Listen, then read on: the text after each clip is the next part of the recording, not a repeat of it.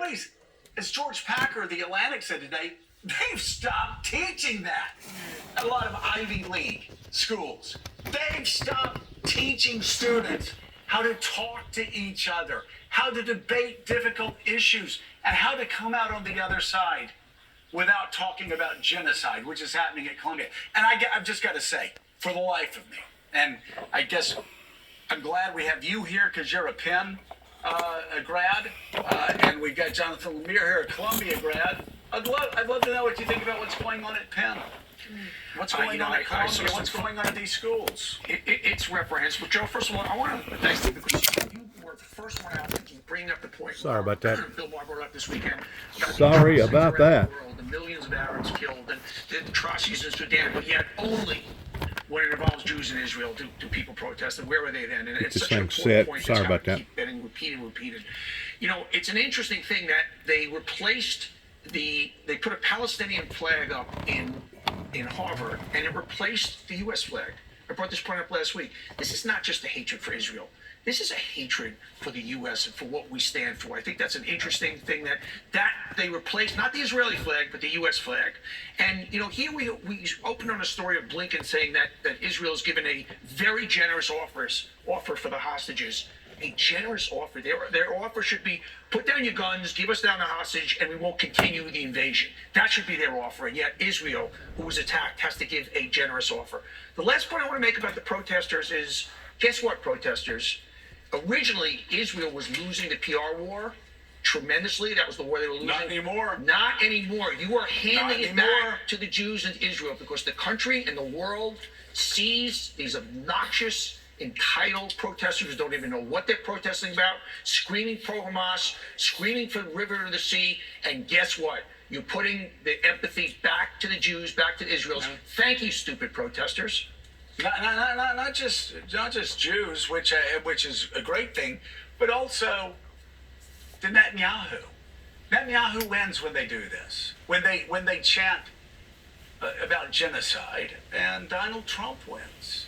It's what happened with Nixon in '68. People don't like to hear it. I have gotten some emails from friends who watch the show, friends of the show, and you know, it's what happened with Nixon in '68. I didn't bring this up before. My parents were Democrats. '68 changed them. The '68 chaos changed them. The Democratic convention and the chaos in the street. My family's like, enough of this. Listen to this. Enough of this. This isn't who we are. You know, people, left wingers, my whole life have loved to say, oh, well, they became Republicans because of race. No, they didn't. I've said it before. I've never heard any racially insensitive thing in my house growing up with my parents. They were saints on that front. But I tell you what, they could not put up with watching the American flag burn. They could not put up with watching people who have been given the responsibility to mold children's minds into being young adults. And civil servants. And civil servants, allowing them to run their university, 18-year-olds, allowing them to go into the president's office and take it over. I don't think I've never seen him get red in the face. For some reason, he has gotten red in the face. I just, you want to know how Ronald Reagan got elected in 1966 and 1980? That's the beginning of it, right there. And we're seeing it here. And Donald Trump, let me tell you something. Donald Trump and his people love this. I've been hearing it all week. They love this going on because they're going to elect Trump. Let's bring in right now on that happy note, co-anchor of CNBC Squawk Box, Andrew Ross Sorkin. He's also a columnist for the New York Times. Andrew, I'm so exhausted by the lack of leadership at these Ivies. I'm so exhausted. There's some we had the president of Vanderbilt who actually knows how to run a campus on last week. But I want to focus in on that Forbes article, that Forbes exclusive, that says that a third of the people that they've interviewed, that they've surveyed, said no more Ivies, no more. We're going to look to the new Ivies, Which are not Ivies. which aren't Ivies, but they also don't have the cast. And I must say also, again, I apologize for going on. It's so important that people know the context of this. University of Alabama. I talked to an Alabama administrator a couple months ago, and she told me, people in the Northeast are just flooding in. We literally, we don't know what to do with all the students that are coming here, that are going to Georgia, that are going to SMU, that are trying to get into Vanderbilt, that are trying to get into UNC Chapel Hill. All of these colleges in the South, because they want to get their kids away from the Ivies they went to. I think we're starting to see a shift. I think that poll is representative of it. I spoke with a whole number of business leaders last week who were trying to understand what kind of influence they could have on this. I wrote about it over the weekend. By the way, got a lot of both praise, but also a lot of backlash about the idea that American businesses may ultimately boycott hiring from some of these universities, and not just those individuals who are participating in either the violence or blatant anti-Semitism, but in some cases, students from these entire schools, in large part as a way to pressure the administrations to change their policies. Because what is going to change these universities? If kids are not getting hired from these universities, that is going to shift the entire balance. I talked to private equity folks, Wall Street folks, who are saying, should we be managing the endowments of these institutions? You know, a lot of these institutions, these universities, call up the Wall Street firms and say, we're only going to put our money with you if you, sign documents and fill out forms that talk about your DEI policies and other things. Maybe the Wall Street firms are going to start asking the universities, what are your policies? So I think there's going to be a lot of pressure brought to bear. One of the last things, just when you talk about following the money, about why all of these things are happening, and why there's not been more pressure to bear. A lot of these universities, especially the Ivies, have such large endowments today that whether they get additional donations or not, literally for the next 10, 20 years, it almost doesn't matter. The budgets that they have are so huge, the billions of dollars that they have. And so the idea of listening, frankly, to the donors or to the businesses that would be hiring the students, they may not have the influence that you might think that they would. So, Andrew, we want you to hit two more topics that are completely Yes. unrelated. So this will test your dexterity here. One is Elon Musk made a surprise visit to China. Give us your winners and losers there. And then secondly, California fast food prices sticker shock. Go. I'll go quick. Big trip to China that Elon Musk just made, and it's an important one to watch. They are going to allow, the Chinese government is going to allow Tesla to effectively use its full self-driving mode, if you will. But the only way they've allowed him to do it is to use the mapping and other data software from Baidu. So effectively, he's going to have to partner with a Chinese company, and he says he is willing to do that. That's a concession to some degree from him, but at the same time, it's somewhat surprising. I don't know if surprising, but I think there were some folks who thought, will China allow him to do this? Will there be retribution, for example, from the TikTok decision that just happened last week in the U.S., and whether Tesla would become a chess piece in these geopolitical debates? What you're seeing China say is, we're doing business with Tesla, trying to say we're open for business. So keep your eye on that. The piece in what's going on in California is even more interesting. You're seeing prices rise in a meaningful way for fast food chains in California on the backs, it appears, of higher wages going to $20 an hour in California. Having said that, there's an argument to be made that these restaurant chains are pushing it, meaning they're taking margin.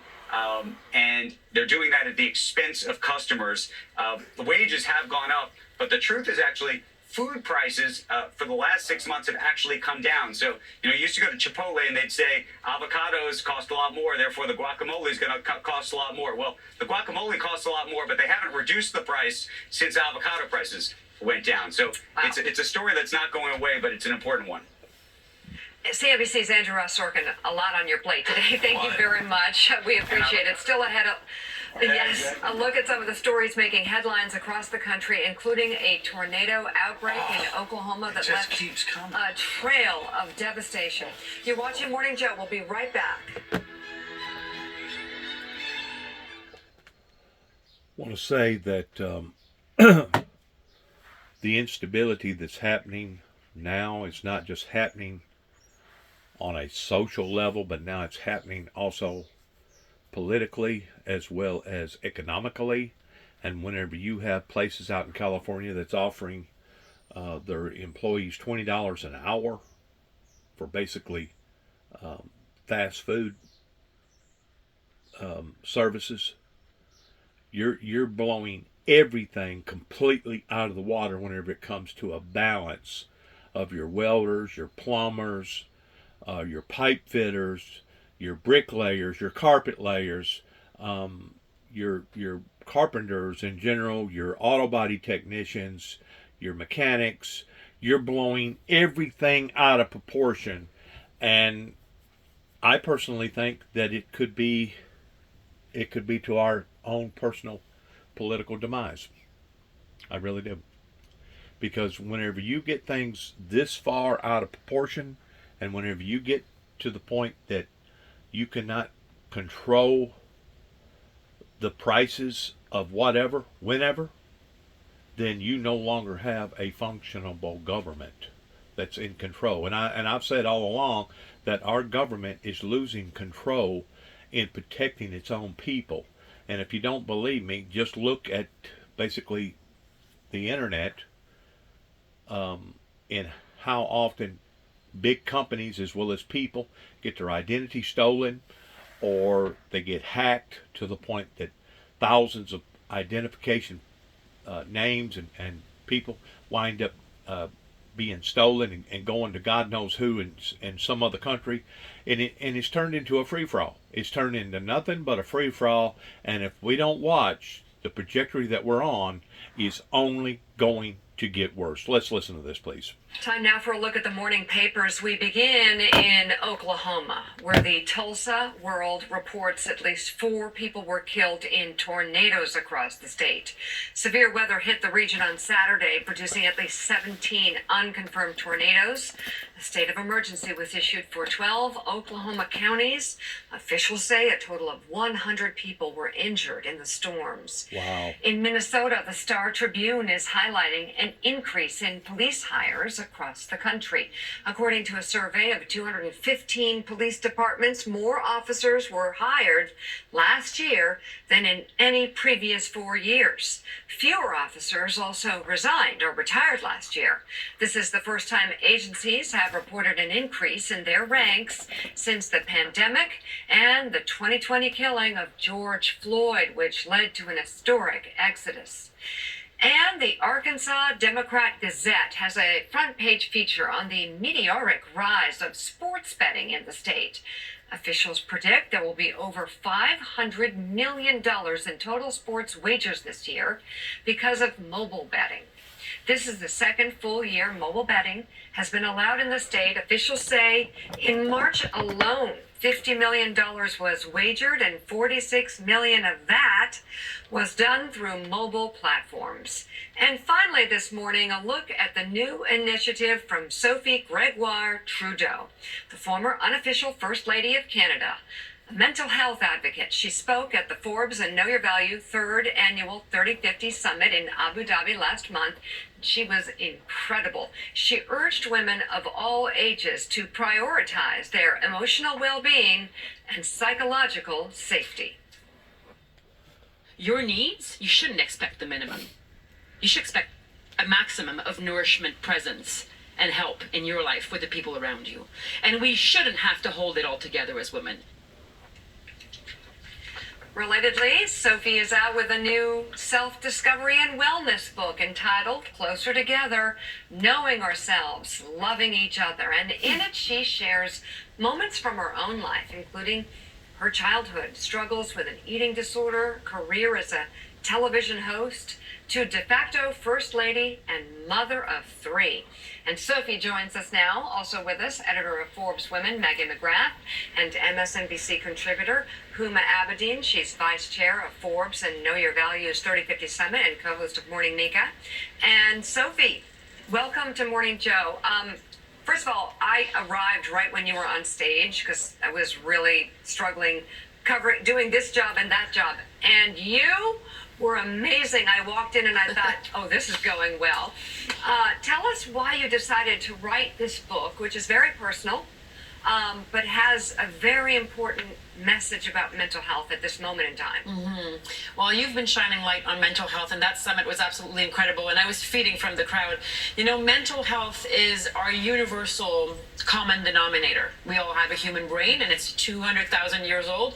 But our programming of our hard disk, varies depending on our childhood bond of attachment. And I go into the book when I talk about the fact that it's so important to really examine our mind and understand why we have the personality that we do, and from the childhood bond of attachment and how you were taken care of in your life and who took care of you, and were they present, were they touching you enough, were they playful with you, did they validate how you saw reality and give you a sense of congruence and of trust. And then we carry that into our adult relationships, and our inner child is always active. And if you don't think that inner child is always active, read Closer Together, because you'll be surprised by what you learn. And then our need for authenticity. Attachment and authenticity is a universal, visceral need in every human being. And authenticity means being able to express our own unique personality without changing our behavior in order to please.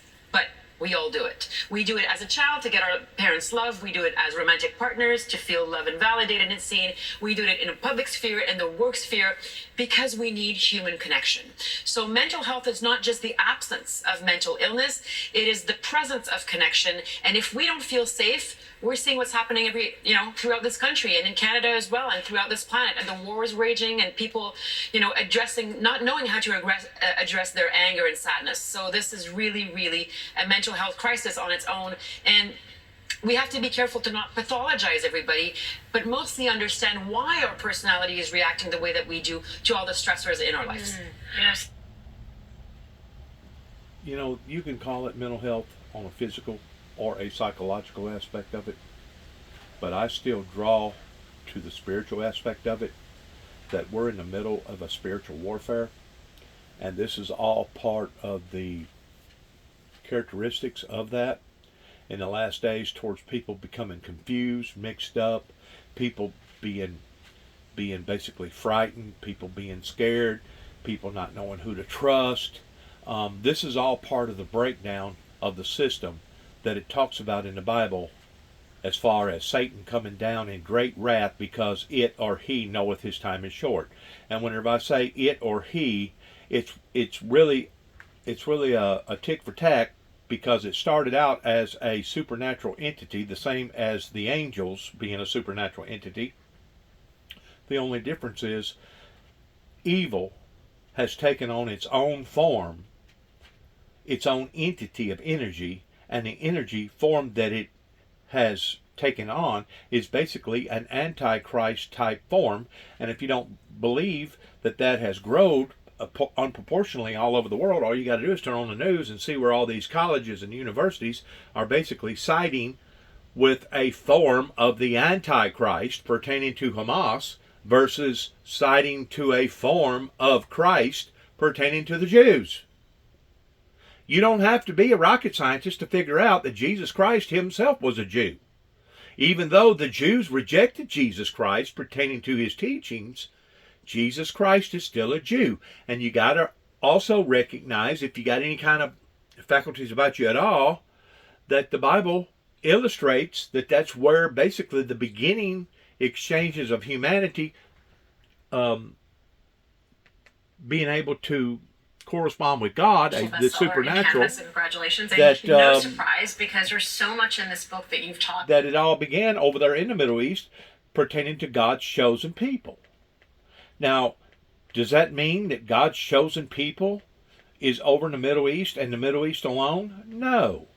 That's a foolish thought to even think that, because we're all God's chosen people. And it talks about until the times of the Gentiles be fulfilled.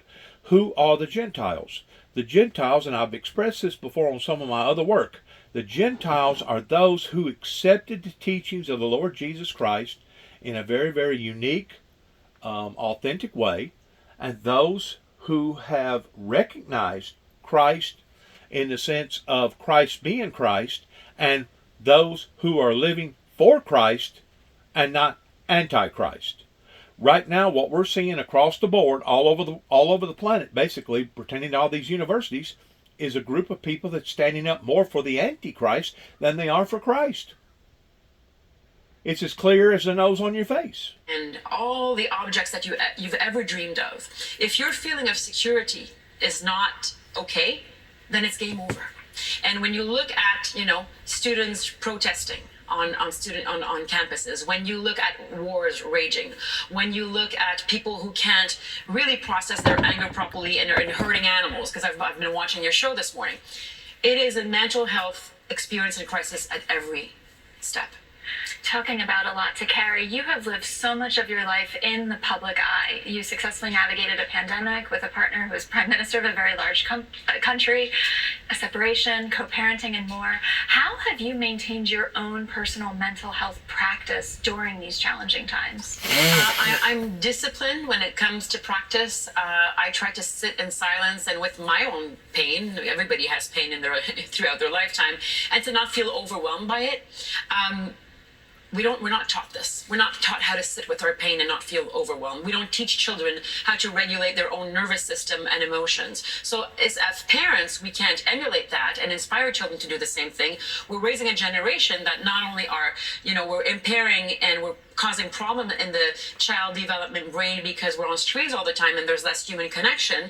And in that whole period of childhood where the brain is in an expectant experience mode, but children don't fall off trees and scorch their knee and get back up knowing that their low cost, low risk experience of resilience will be met again in adulthood in the teenage years with higher risk and higher cost. But if the brain didn't learn that in childhood, because we're like this all the time, and not on my book, but on phones and on screens and less human connection, then we don't have the resilience to deal with the crisis in the world because we feel threatened by the difference of others. The most unhappy human beings on this earth can't trust in others. So look at the state of the world right now. There's lots of mental health work to be done.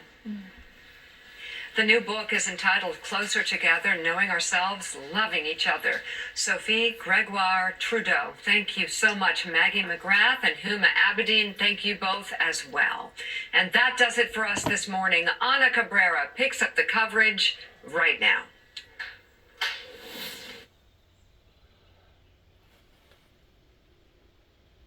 Campus, new demonstrations, new clashes, and new arrests as pro-Palestinian protests and counter-protests escalate at colleges and universities across the country. Plus, extreme weather, where the threat remains today after reports of more than 100 tornadoes in 6 states over the weekend. Also ahead, the second week of witness testimony begins tomorrow in Donald Trump's hush money trial. A look at the banker who will be returning to the stand. And later, political frenemies, how Donald Trump and Ron DeSantis are looking to bury the hatchet.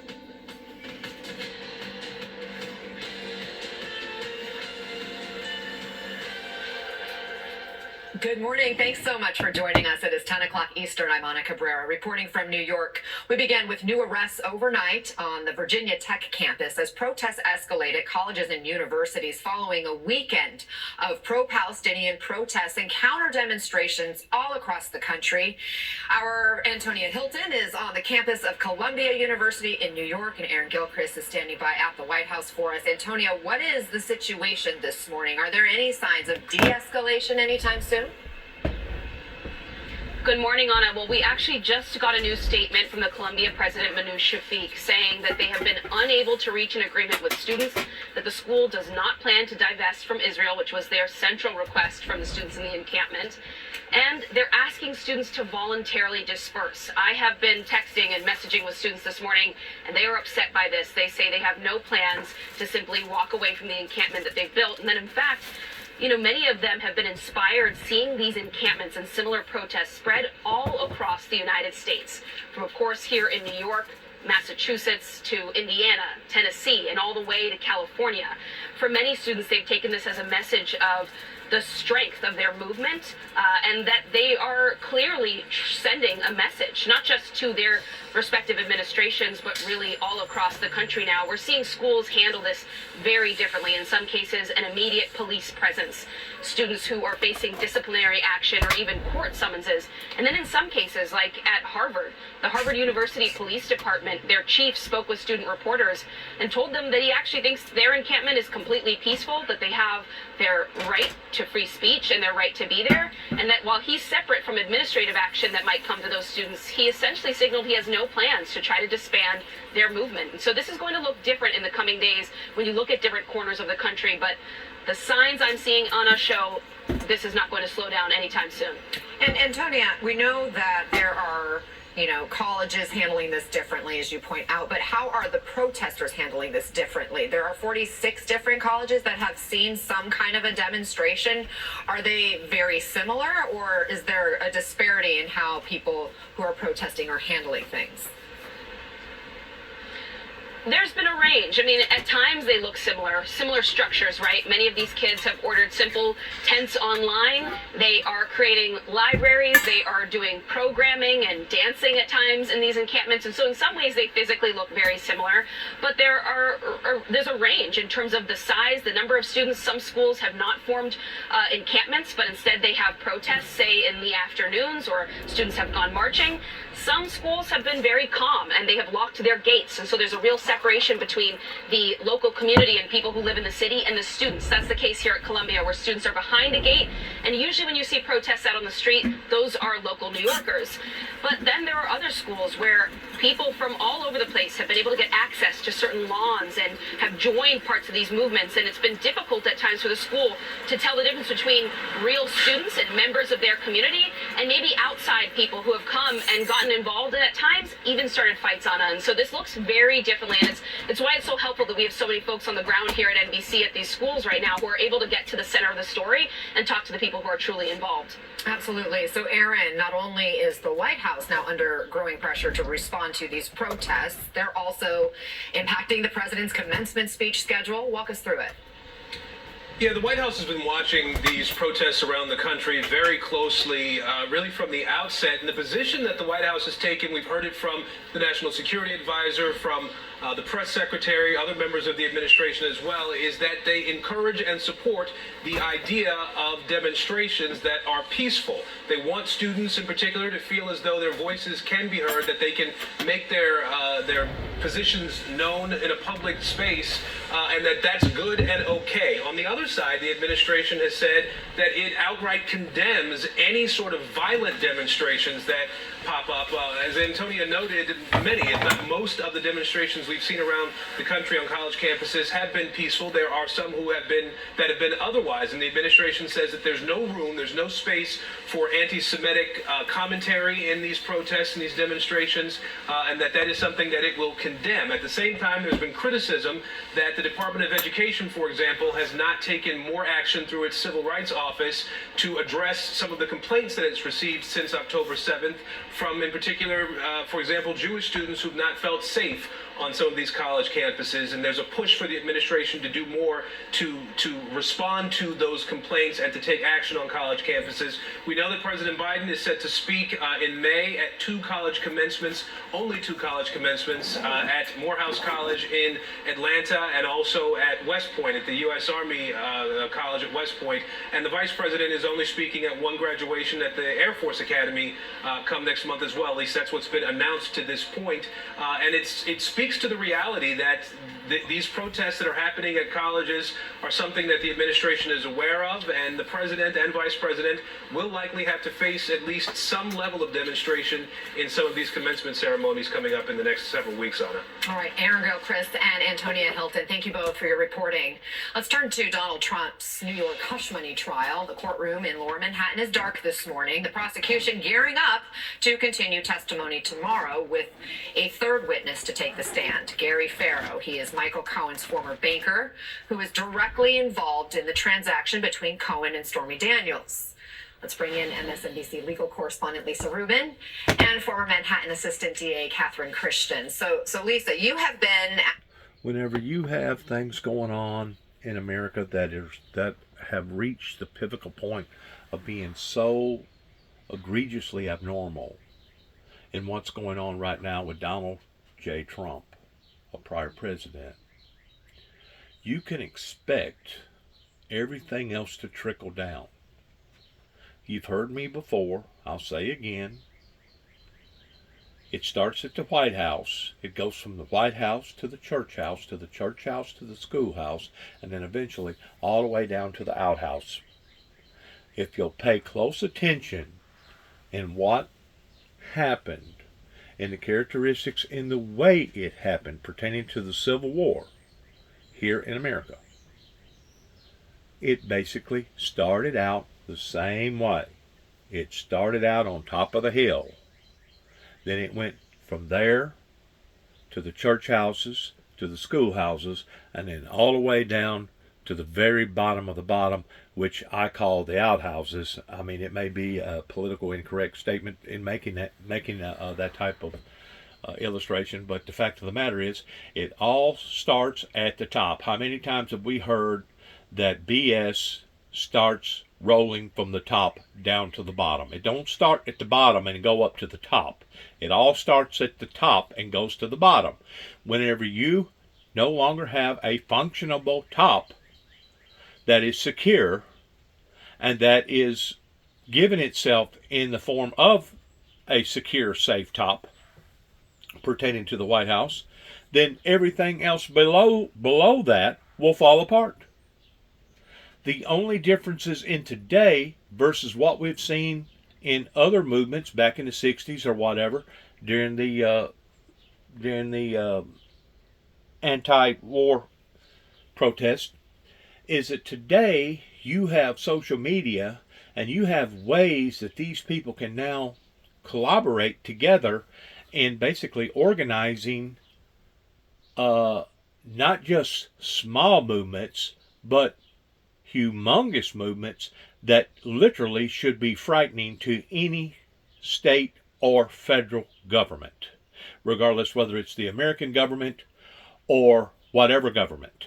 This is the reason why, listen to me very carefully, this is one of the reasons why that things broke out the way that they broke out over in China, is because their citizenship over there was becoming very, very bold in standing up against their authoritarianisms over there. And the only way that they could control their people pertaining to the masses is control them with fear. This is the reason why that basically COVID come into existence, was to help to control the masses. What the authoritarian system over there didn't put into the equation is that what that they had released into the air was not just going to affect their country, but it was going to affect the world. Now we're seeing the consequences of that. Now we're seeing the aftermath, or basically the characteristics of what has occurred that now is beginning to surface and has not fully surfaced yet, pertaining to the chaos and the radicalisms that's happening, not just here in America, but all over the planet. People have no earthly idea what tomorrow holds, neither nor do I. The only reason why that I have any type of sense of security is not in my government, either locally, state, or federally. It's not because somebody's got, let's say, a mass set of guns down the road that I know that would be there in case all, broke loose. But my security lies within the Father, the Son, and the Holy Spirit, spiritually speaking, because I know physically this body ain't going to live forever to begin with. I know that eventually I'm going to come to my demise pertaining to my physical existences. But just because I come to my physical existences does not mean that I'm going to come to a total non-existences, because that's where my faith is in the Lord, and I know that God, the supernatural, is real, and I know that to be absent from this body is in fact to be present with the Lord. And that's the only reason why that I lay my head down at night and I sleep just like a baby, without any type of repercussions, worries, or etc. going on. Because if I didn't have God on my side, pertaining to me leaning more towards Him and Him comforting me in those areas, I wouldn't be able to sleep at night. I would be in constant turmoil. I'd be in constant fear. I'd be in constant insecurity of as far as uncertain what was going to happen in my life from one day to another. So I see what's happening on a psychological aspect of all this, like the First Lady in Canada was talking about. But I also see something deeper than this that's being motivated from a very, very dark source, being motivated from a very, very dark entity. An entity that is a force that now is beginning to tear apart the very seams, the very fabric of society that basically started, if you really want to know the truth about it, basically started after World War II, whenever we had all these mega whatever that was coming over to America throughout our adventurous times in America pertaining to the smokestack industry, pertaining to mega this, mega that, big this, big that. And now they've come over here and they've set up a stronghold, and now they're making demands upon to the people, and now the people are responding and reacting the way that they're reacting. There is no security in this world. There is no security, regardless of how strong that your government appears to be, regardless of how powerful that your government may appear to be. There is no security in this life that we're living in here upon to this planet. There's no one going to take care of you but you. And if you make the wrong decisions in life, I promise you, you will suffer the consequences on account of it. I've made plenty of bad mistakes in my life towards trying to run from God rather than being obedient to God. And you know who paid for those experiences? I did. And if I didn't pay for them in one way, I paid for them in another. Because I was not fully committed to God during the time that God was dealing with me, and I was trying to run from the responsibilities that God had placed upon my shoulders for me to bear the brunt of what was happening upon to the planet. There's no doubt, if I had my way about it, I would escape, I would leave, and I would abandon everybody on the planet, and I would go on home to live with Christ and to sit at the right hand of the Father with Christ ever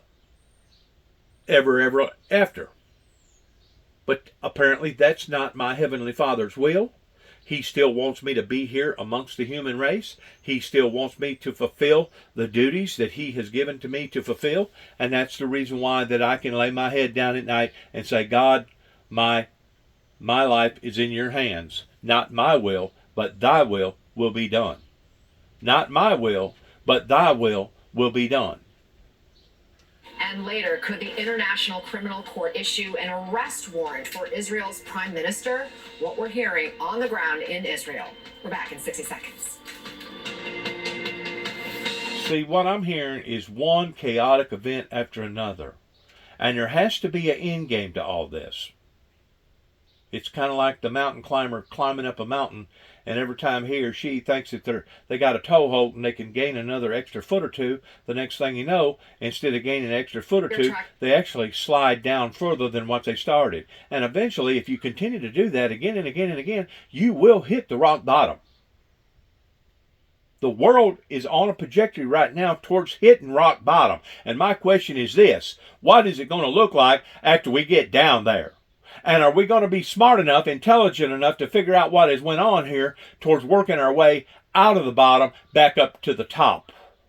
And if not, we are dealing with a potential doomed society.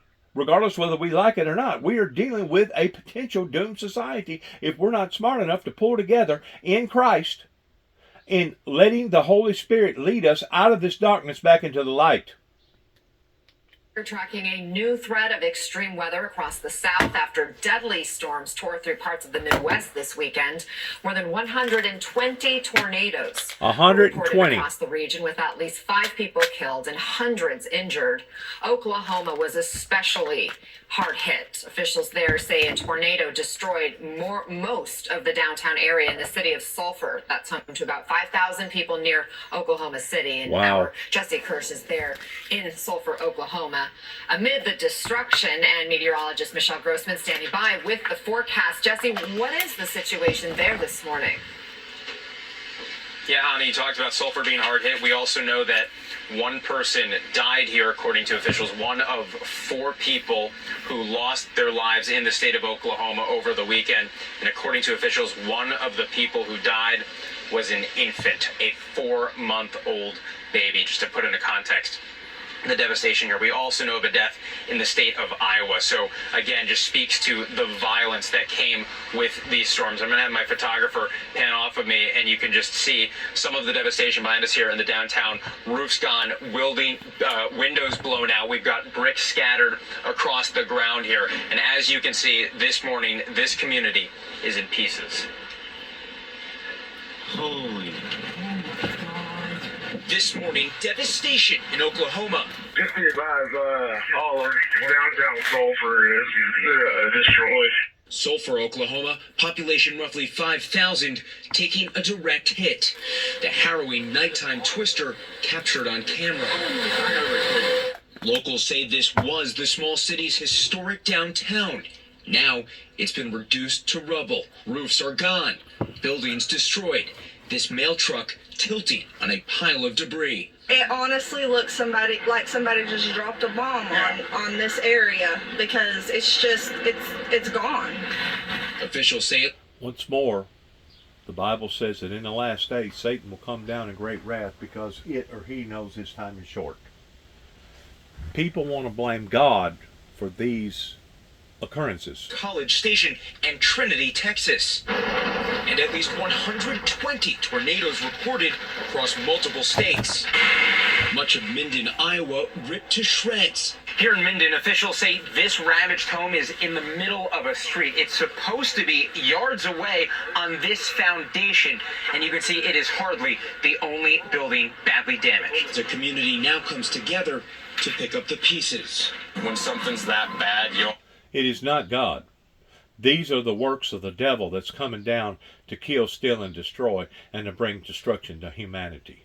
Now, Anna, we are looking at a clear forecast for today and tomorrow, but there is a marginal risk of more severe weather in this community on Wednesday, and needless to say, that is not going to be helpful when you have all this cleanup still ahead. Anna? How very scary. So, Michelle, where is this weather heading now? Who should be on alert? Hi, Anna. Great to see you. Well, we're looking today. The bullseye will be the Gulf Coast states, southeastern Texas, along the lower Mississippi Valley as well. You can see on radar, we have some storms right now. We've been watching this all night long into this morning. We're seeing really heavy rain. That's going to be the biggest threat today. We saw 6 inches so far with some of these storms because they're moving so slowly. And when you see these brighter colors, the reds, the oranges, the yellows, that's where we're seeing those heavy downpours. That's what we're concerned about today. Lots of lightning with these storms. The good news is most of that lightning right now is off the coast, but we could see a storm as we go throughout the later part of today too. Now, as we zoom in a little closer, just a lot of activity. You can see we have a lot of energy. There's a lot of warm air and instability to work with that really heavy rain falling. So places in Louisiana looking at some really heavy rainfall. Now, as we go throughout the rest of today,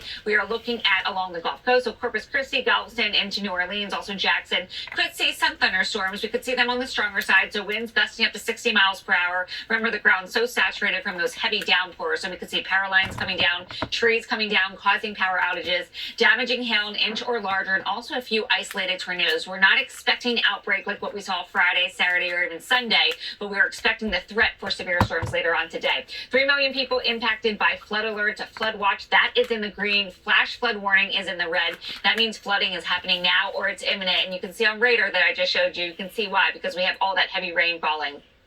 We're going to continue to see hourly rainfall rates of 2 to 3 inches per hour. There is a lot of moisture. It's like a sponge. You squeeze it out and it's just falling over these areas. So the ground is very, very saturated.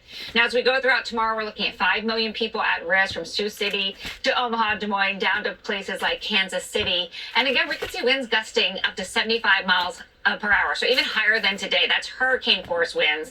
Damaging hail 2 inches or larger, very, very large. That will cause damage on its own, and some tornadoes are likely. So we're going to start to see that severe weather really ramping up tomorrow, and then especially on Wednesday. By Wednesday, we're looking at that very large hail winds again, and the potential for strong storms once again. And notice it's in some of the areas that got hit hard Friday, Saturday, and also Sunday. Anna? Wow, no rest for the weary, so to speak. Michelle Grossman and Jesse Kirsch, thank you both. Up next, looking for allies in unlikely places. Have Donald Trump and Ron DeSantis buried the hatchet? Plus, President Biden dings his 2024 rival. I've worked and lived in Oklahoma City, Oklahoma. Actually on 2 different occasions, and I've also worked and lived down towards the Tulsa, Oklahoma area, down towards Sand Springs. Very familiar with the Tulsa area with Oral Roberts University and etc. over there. The town that they mentioned that got hit so hard, I don't really remember that town per se because I went through so many little towns. That may be the town that could have had the seal stolen from it and the state seal taken down to Oklahoma. I don't know what year that was. I don't know for sure what town that was. Like I said, It's a meal between two former. There was so much history about Oklahoma that it was basically impossible for me to devour it correctly during the time that I was there because I was so asphyxiated or focused on what I was doing pertaining to me being out west to begin with, which was basically to study what went on during the 1993 and 1995 Oklahoma City, Oklahoma bombing. I don't think that the town that got hit was in fact the town that had the seal, that got the seal stolen from it, but I do think that it was right there in that region, somewhere between Oklahoma and Sand Springs, Oklahoma, or Tulsa, Oklahoma, somewhere in between there. And like I said, so many areas that had so much history, such beautiful, beautiful people that struggled so much during basically the creation of Oklahoma during the what did they call it? The Sooners. The Sooner after they started incorporating themselves in that area. There was so much history in that area that I wish that I could have stayed another year or two in really pinpointing what their history actually is and was. Now, with me being from the state of Tennessee and me being born in the state of Illinois, naturally I'm going to know more about the history of those two states, more so than I'm going to know about, let's say, the history of Georgia or the history of Alabama or the history of Mississippi or the history of Oklahoma, the state of Oklahoma. But it's just riveting to know that Eyes a ground offensive in Rafah. It's riveting in knowing that humanity are the very ones that has created this atmosphere, not only above our heads but below our feet, in draining so much oil. And you got to recognize that Oklahoma is second to none to Texas as far as being one of the largest oil producing natural gas entities, basically out of all the other states, other than maybe Nebraska or Wyoming up north of there. But you have to recognize that with them draining so much oil out of the ground, that's causing basically small little earthquakes pertaining to their fracking, that the atmosphere is just, I mean, they want to say that Oklahoma, the reason why Oklahoma is in the Tornado Alley is because of all the headwinds that comes off of the To accept what he called off of the Rocky Mountains, and then with all the humidity and the heat that comes from Mexico up through basically Arizona, they want to say that between those two entities is what causes Oklahoma to be right there in the bullseye. That's part of it. I agree that that's part of it, because you have the cold merging against the heat and the moisture right there together, and they can have some very intense violent storms, as well as over in Kansas, which is just north of Oklahoma, which is basically that same type of scenario. But there's more to it than that. It's got to do with what you're doing below your feet that is causing the heat to expand, that is adding a contributing factor to not only the heat coming out of the south, but now you got the cold that's above the heat that creates this tumbling effect, this rotation effect, that creates the tornadoes. And whenever the tornadoes naturally, because the atmosphere has become so hot, are building more moisture, whenever they do get so heavy that they cannot hold the moisture in that energy entity, it drops. And whenever it drops, some of those tornadoes can be as large as a half a mile to a mile wide. I have never seen such devastation as I have in Oklahoma, because whenever I was out there, this was in Oklahoma City, Oklahoma, before I went over into the Sand Springs, Tulsa area.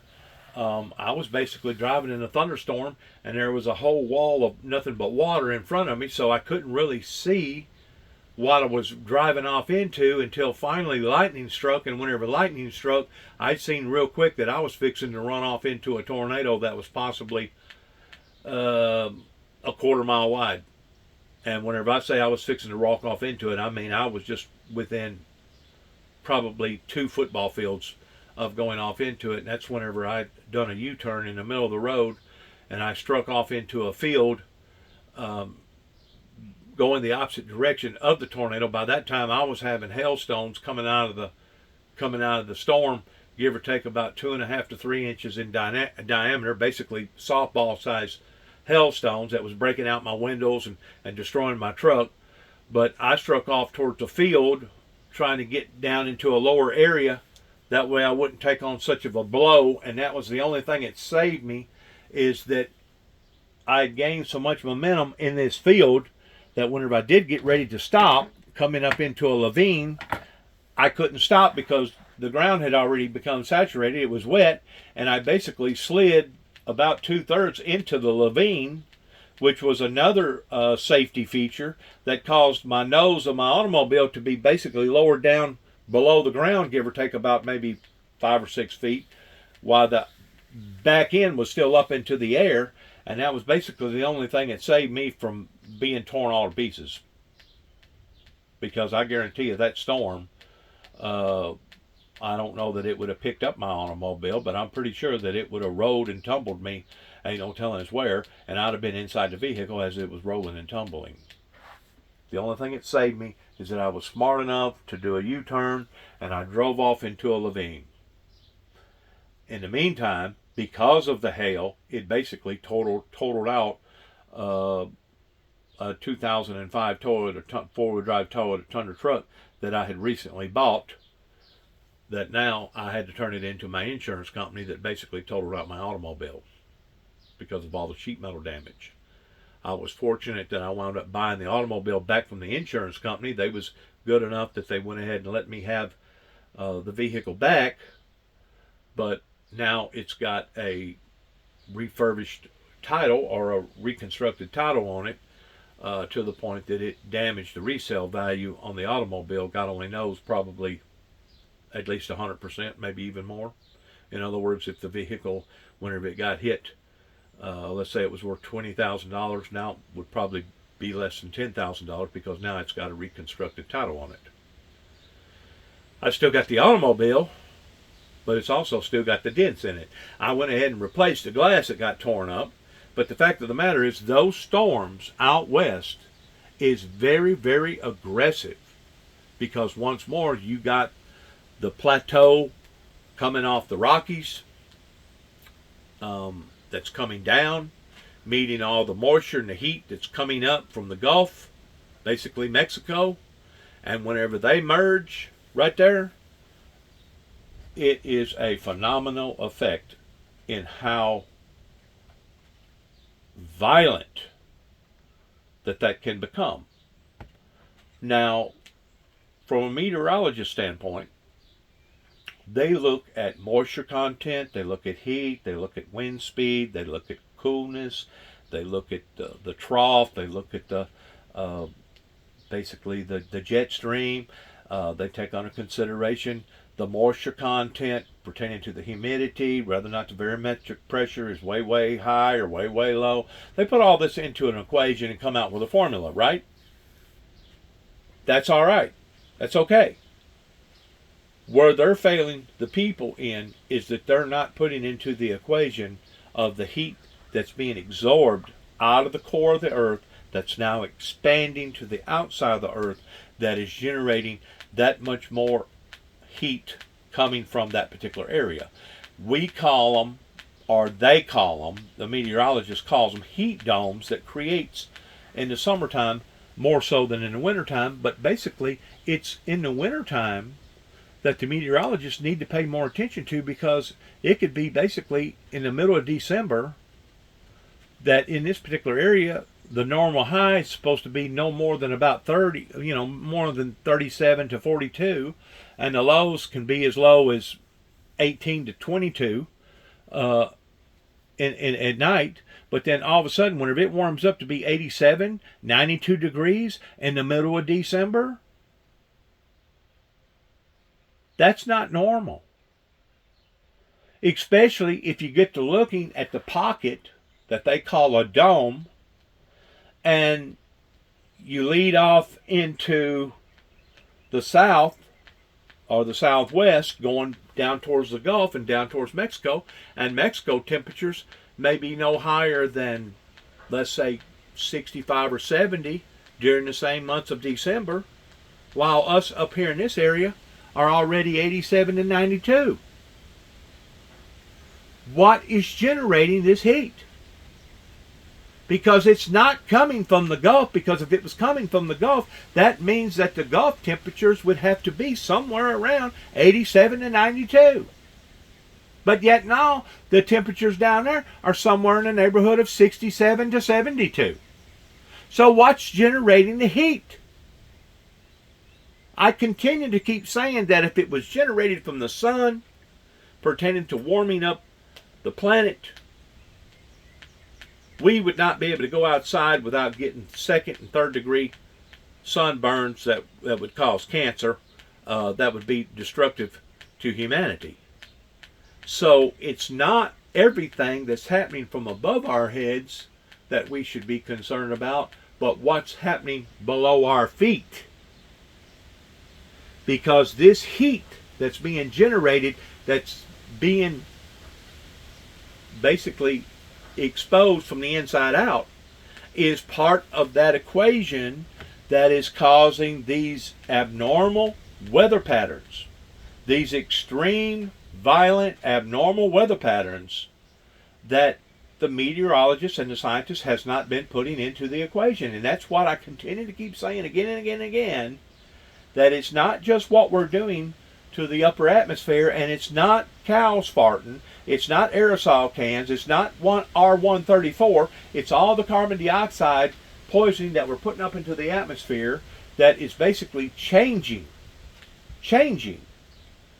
the dynamics above our heads pertaining to the ecosystem that is supposed to be generated in a certain way. We're not only changing the ecosystem above our heads with all the airplane flights and all the carbon dioxide with the automobiles and etc., but it's also what we're doing to the planet itself, because the oil was put there for a heat shield. The oil was put there for a friction reducer. And whenever you have more friction, what does friction cause? Friction causes heat. Well, whenever the ball of fire up underneath our feet goes from one side to another, depending upon what side of the planet that it's on, that's the side that it's going to basically generate more of the heat that's not no longer just in the center of the earth, but now it's escaping to the outer layers of the earth. Now, we thought that, once more, the sun was the very entity or energy that was causing the waters to warm pertaining to our oceans. That's only part of it. That's only part of it. The other part is what we're doing to our planet up underneath our feet, because it is not practical. It's not logical to go down into certain parts of the ocean 2, 3, 4, maybe 5 miles, and the water becomes warmer the deeper that you go. So it is happening to our planet internally as well as externally, that our meteorologists and our scientists needs to put into the equation. Now, how can they do that pertaining to the models? I don't know. They're going to have to really be on top of the game, because those heat domes or those heat masses can change. They can alternate. 1 year you would have more of a heat dome on the west coast of America than you do the east coast. But then again, like in 2007, we had a tremendous amount of heat dome over here in this area, to where even East Tennessee and down towards Atlanta, Georgia, and places in Alabama and even Florida basically almost dried completely up. Lake Okeechobee almost dried completely up. The governor in the state of Georgia was begging for people to pray for rain, because their water system that supplied Atlanta almost dried completely up. These heat domes that I'm talking about, that scientists and meteorologists talks about, they're not just coming from above the earth. They're coming from below the earth. We are destroying ourselves. And we are creating this atmosphere that is creating more obnoxious hurricanes and tornadoes that are becoming more vicious and more violent every year. I watched a show, it was a long time ago, I don't remember if it was a History Channel, I don't remember if it was some scientific novel that was out there, but according to this particular findings that the movie was illustrating at the time, that the storms could become so violent, ultimately in the end, that whenever lightning would strike and hit a house and basically blow up the corner of the house and catch the house on fire, that the storm would become so violent that whenever lightning would hit a house, it would vaporize the house and everything in the house, including people. That the storms would become that violent. Now, you can say I'm crazy by me saying this, but it was just a few days ago. God inspired me of driving down the road, thinking to myself, whenever the planet basically implodes and it regurgitates itself upon a humanity. I'm going to use that illustration. It regurgitates itself upon a humanity. I had a quick vision, per se, not really a vision, but an intuition. What would it be like if I was driving some sort of a futuristic automobile, maybe even a spacecraft, looking around and seeing the planet in the state that it was going to turn into prior to it turning into it? And I'm going to be quite honest with you. What I seen for a quick second, and it may have just been my imagination, I don't know, but what I seen for a quick second was absolutely horrifyingly so scary that I almost had to stop my automobile to regain Proposal for a Gaza to regain my senses. Now that's intense, my friends. That is intense. Whenever you have a wake up call, whenever you have a wake up call and looking into the future and you see just exactly what humanity is doing to this planet. So quit blaming it on God. Quit blaming the things that we're doing to the planet on God. Yeah. So, Anna, there is a real sense of urgency right now about getting to a ceasefire deal before Israel launches that threatened offensive against the city of Rafah. An Israeli official tells me that the proposal on the table right now would see the release of 33 hostages from the humanitarian category. So that is women, it's children, it is the elderly, people with severe medical conditions. In return, Hamas would get a 40-day ceasefire and the release of thousands of Palestinian prisoners. Now, Secretary of State Blinken speaking in Saudi Arabia, calling this an extraordinarily generous offer. There is a delegation of Hamas officials in Cairo today, and this Israeli official tells me that an Israeli team could head to the Egyptian capital tomorrow, depending on the progress. Over the weekend, Hamas releasing another hostage video showing another American-Israeli hostage, this time Keith Siegel. He is the oldest American in captivity, and Hamas is framing the release of these videos as a sign of goodwill and its willingness to negotiate. Anna. Raph, talk to us about this reporting involving the International Criminal Court. What more are you learning? So this is something Israel has been concerned about for a long time, but an Israeli official tells me they now believe as early as this week, the International Criminal Court could issue arrest warrants, not just for Prime Minister Benjamin Netanyahu, but also for Israel's defense minister and for senior Israeli generals.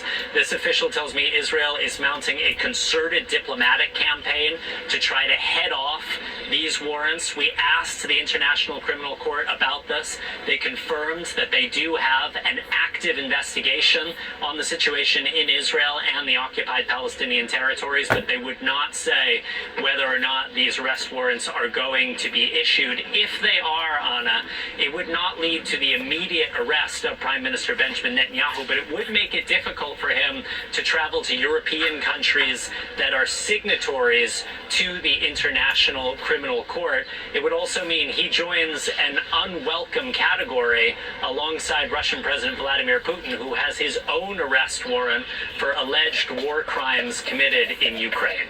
Anna. Raph Sanchez, thank you for all those updates. Next on Ana Cabrera Reports, a critical week in Donald Trump's hush money case. What's holding up a ruling on a potential gag order violation? I'll talk to us. You know, whenever I talk about the world, the planet itself regurgitating itself upon a society, it's basically right now the authorities pertaining to humanity regurgitating itself upon to humanity. And there has to be an end game to all this. Like I said, I use the analogy of a mountain climber going up and grabbing a hold of a tree or a root or a limb, getting some sort of a toehold, and thinking that they're going to go up the mountain another 2 or 3 foot, but all of a sudden the toehold that they thought that they had pertaining to whatever that they was securing themselves to, all of a sudden gives way, and instead of going up the mountain 2 or 3 foot, they actually slide further down the mountain another 7 or 8 foot. Well, if you continue to keep doing that again and again and again, using that as an analogy, eventually you're going to get to the bottom. My question is this: once we get to the bottom, what's the bottom going to look like? Because we right now are on a trajectory from a humanitarian as well as a human aspect. We are on a trajectory of going to the very bottom. And my question is this: after we get to the bottom, regardless of what the bottom may look like, massive starvation, disease, world basically imploding into itself pertaining to massive earthquakes and etc., or wars or whatever, how are we going to respond once we get to the bottom? Because that's obviously in the direction that we're going in right now. We're not going in the direction towards a revival. We're not going into the direction towards peace and utopia like the Bible talks about, that so many people didn't believe in or wasn't secure in. We're heading in the opposite direction. And if you don't believe me, all you got to do is look at the facts towards how many suicides, how many bankruptcies, how many divorces, how many people are getting shot, how many people are overdosing, us being trillions and trillions of dollars in debt. We are going in the opposite direction in peace and utopia. And we have been on this trajectory now ever since the Reagans left office pertaining to trying to eliminate a catastrophe pertaining to the Cold War, things has drastically become worse instead of better. Now you wonder how come that I want to get on my soapbox and I want to preach or complain about all this. It's because the people is on the wrong trajectory. And obviously the church sector, especially in this area, they obviously are either ashamed or they still don't have no faith in the things that I'm talking about. Because if they did, I feel like that I would have some sort of an audience pertaining to a support team, pertaining to a congregation, pertaining to a Joe Osteen crowd that was standing in behind the Windmill Ministries missions. I'm still not seeing that. And because I'm not seeing that, it makes me tend to wonder, well, these people must want to die. These people must want to end all civilization life here upon to the planet, not just pertaining to human life, but also all life. Especially whenever I turn on the news again and again and again, and I see these commotions, these outbursts. Good morning. That since COVID has hit, it is only exacerbating. It's only getting worse instead of better. And it's not just here in America. You have to pay attention to national news in recognizing some of these other countries are absolutely falling apart, including Europe, including over in the area where Ukraine and Russia is.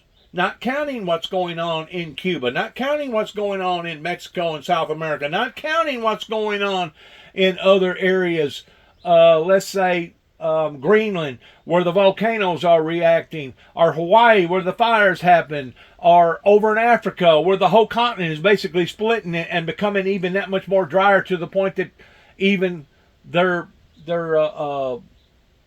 animal kingdom can no longer survive what's happening. You have to acknowledge everything in putting all the dots together instead of just a few of them. And that was the very thing that Al Gore was paying a close attention to, that he got punished for in running for the Tennessee election, the presidential election here in the state of Tennessee, whenever basically his own people would not hold him up in regards towards him being concerned about environmental issues.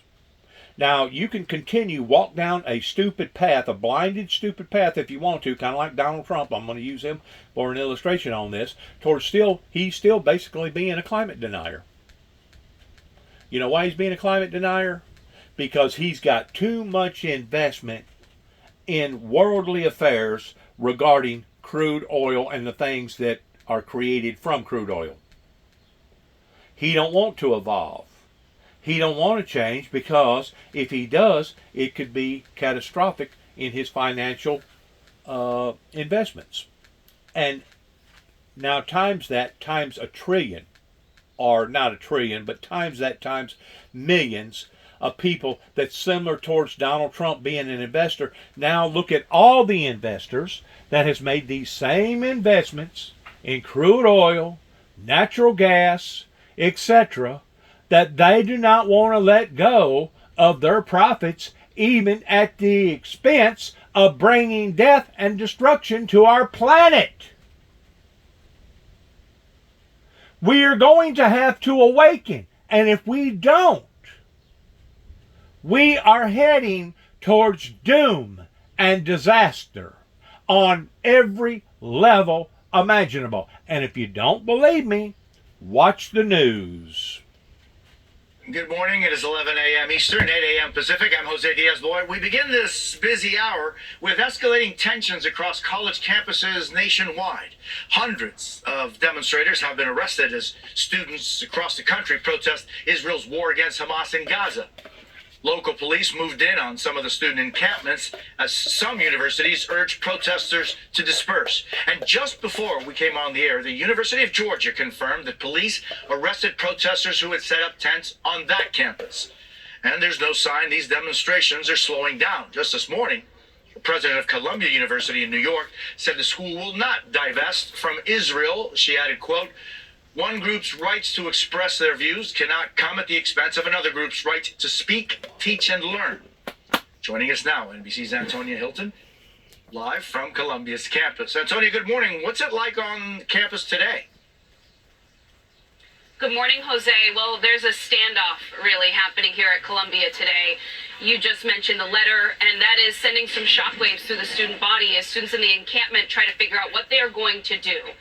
The administration has announced that they came to no resolution. The school is still going to maintain their relationship with the state of Israel, and they are asking students to voluntarily leave by 2 p.m. today. One student brought out a copy of a notice that the campus distributed to students who are in the encampment, and I'll read some of it to you. I want to weigh in on this in two different perspectives. One perspective, a lot of these colleges has set themselves up as basically being a playground. And I realize it's supposed to be a learning center in general, across the board. But whenever you have a president that's currently in power right now that has exonerated, I think, if I'm not mistaken, well over $1 billion worth of indebtedness, that's basically indicating a signal to the rest of the people that either has debt in college or are pursuing debt in college that what the heck, it's just all going to be wiped away anyway. Let's go and enjoy the activities of being in college. That way we can go to the frat parties. That way we can have all the orgies. That way we can do whatever that we want to do during the time that we're doing it. So in a way, the colleges in America, I can't say this all over the world, but the colleges here in America has turned into a playground. People going to college for the wrong purposes. And they know that so many people has basically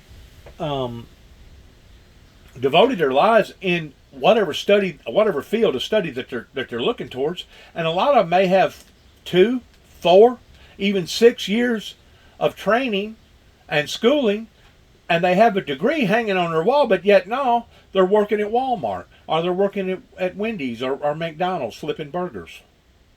But yet no, you've invested all this time, all this energy in a career that has not been rewarding for you. Now that's looking at it from one perspective. Now let's look at it from another perspective. Okay? During the time of the protest marches, during since 65, 66, basically since the assassination of Kennedy, which I think was in 63, and then the assassination of Martin Luther King, looking at all the stuff that went on during that era. Those people that was protesting then, though you had some radical people that was willing to do some radical things, was absolutely minimized in comparison to today. Today, you've had so many kids that's been exposed to so many different chemicals, regardless whether they themselves took them or their parents took them, that are not right in the head. They're not right. And whenever it comes to extremists, towards people basically throwing gasoline all over themselves and then lighting the fire, you're going to see more and more of this in these last days towards people being just absolutely out of their minds, that's willing to do anything for their cause. What you have is a group of people, number one, that does not value life today like they did back in the 60s. And number two, you have a group of people that has been so indoctrinated by all these misbeliefs or half-truths pertaining to Jerusalem and Hamas, pertaining to basically Christ versus Antichrist, even though you got the vast Jewish colonies over there that are still Orthodox Jews that are still looking for the Messiah, that still have not accepted Christ in Christ being who Christ was. You have so much mixed imageries out there of missed signals that you have created an atmosphere of total chaos. This is what Northwest Tennessee, this is what Washington, D.C., pertaining to the White House, this is what you will wear. The fault falls upon your feet beginning in Kenton, Tennessee in 1983, whenever I made a telephone call to the White House regarding going to see the Antichrist and face to face before I vanish or disappear. These people that took all that out of perspective to the degree of thinking that I was a sicko or thinking that I was touched in the head will be responsible and accountable for all the occurrences that are happening right now, beginning in Northwest Tennessee, as well as Washington, D.C. And they can shake their heads. You can be in denial, like you're in denial about the election, the presidential election. You can be in denial about the environmental crisis going on all over the planet. You can be in denial about all these other things if you want to be, but I guarantee you, ultimately in the end, we will see who was right and who was wrong. We will see who was telling the truth and who was lying to the American people. And I promise you, Dennis James Jackson, known as Juby, has not been lying to the American people about his testimony. Anybody that knows my story, that knows my testimony of all the occurrences that has happened with all these resistance movements, beginning not just in 1983, but especially beginning in 1989, whenever I first stood out into the eyes of the general public, you will see a pattern of resistances where people, not just people that wanted to take their fingers and stick them in their ears and say, we don't want to hear what this individual's got to say, but we're talking about people that was deliberately plotting, people that was planning, people that was provoking the founder of the Windmill Ministries missions, basically trying to bring him to destruction. Regardless whether it was destruction being plotted and planned right here in my own little home Weakley County area, beginning in Martin, Tennessee in 2005, that the courts in Dresden, Tennessee went along with, or it was the plots that was going on out in Kentucky, or the plots in Oklahoma City, Oklahoma, that all began in Washington, D.C. after a telephone call was made to the White House pertaining to the Antichrist. This is not some sort of imaginary fable that I just mysteriously, mistakenly come up with one day. This has been part of my cycle of my life going on over half of my life. So I'm 63. We're talking about events that has been happening in my life now for well over 30 years. This is not something that just occurred in my life yesterday or the day before yesterday or even a year ago or 2 years ago or 5 years ago. This is an ongoing thing that has been happening in my life now going all the way back to 1983, which basically pegs it in a 40-year span out of the 63. That means 2/3 of my life that has cycled around spirituality issues, along with the Antichrist, along with the false prophet, along with biblical Bible prophecies, all being in concurrent to what I'm talking about today. Now, people can continue to take their fingers and stick them in their ears. They called them in the Bible back in the Old Testament stiff-necked people. Well, your stiff-necked people are the people that has put us where we are right now. And as far as I'm concerned, my evaluations is correct. The United States government can no longer efficiently protect its citizens the way that it used to protect its citizens, even under the pretense of, let's say, social media porn. Social media porn didn't exist 10 years ago, but it does today. Social media orchestrations to be able to orchestrate different movements didn't necessarily happen 10 years ago, but it does today. We as a society over here in America didn't have to worry about necessarily somebody stealing our identity, and the next thing you know, according to various people in various places, now we're obligated to have to pay off on a house that we didn't even know nothing about that we bought, or an automobile, towards our identity being stolen. We didn't have to worry about that 10, 15, 20 years ago. We didn't have to worry about organizations, including the Pentagon, not counting other major organizations that has basically been blackmailed by various people, regardless whether they was people from a foreign or people in our own circle of life pertaining to our citizenship. We didn't have to worry about being hacked or people trying to hack us and then counter-reacting by basically blackmailing us because of this entity that now has fallen into our laps that, like I said, 10, 15, 20 years ago didn't exist. So we're dealing with entities today that 10, 15, 20, 25, 30, 40 years ago didn't exist. And now if you want to walk around and deny that, including what's going on with our environment pertaining to the storms becoming even more rootless, able to complete the semester in good standing.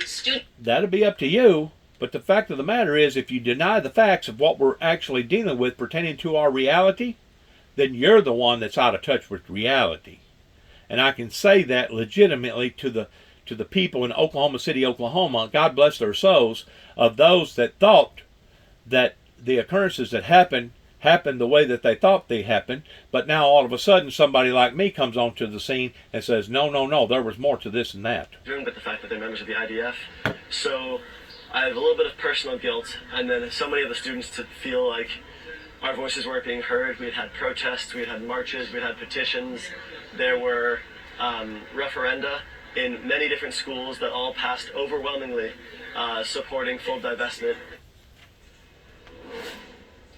For the students who you met right there, for kids like him, this is an issue right now where they are facing this 2 p.m. deadline and they're starting to separate themselves into different groups. The students who are going to be willing to risk arrest, suspension, other issues with the school, and students who are going to start packing their belongings, who say that they want to finish this semester in good standing, Jose. So we will be on campus as 2 p.m. nears, and we'll be able to observe what happens. But it is all the talk here right now on campus as students try to figure out how do they continue their protests under this pressure from the administration, Jose. And Antonio, do we know how the commencement ceremony is going to be affected by this? Well, what we've been assured by the administration is that commencement is going to go forward as planned. And they mention in their notes that they will try to give students an alternative area to hold a protest at that time. But the students who are the core group, just like the gentleman you just heard from right there, there's some resistance to moving to the site where the university wants them to go.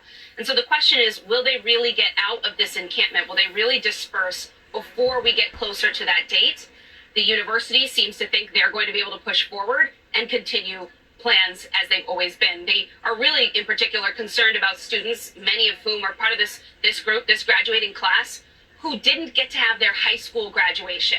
And they're starting to hear from parents, community members who want to make sure that their kids get that symbolic moment, those photographs, that memory. And that seems to be what the school is concerned about as this inches closer. And we'll see what ends up happening to the protesters and where they land, Jose. Antonio Hilton, thank you so very much. Appreciate it. And joining us now from Columbia's campus as well, Bruce Robbins, a professor at Columbia University. Professor, it's great seeing you. I thank you for your time.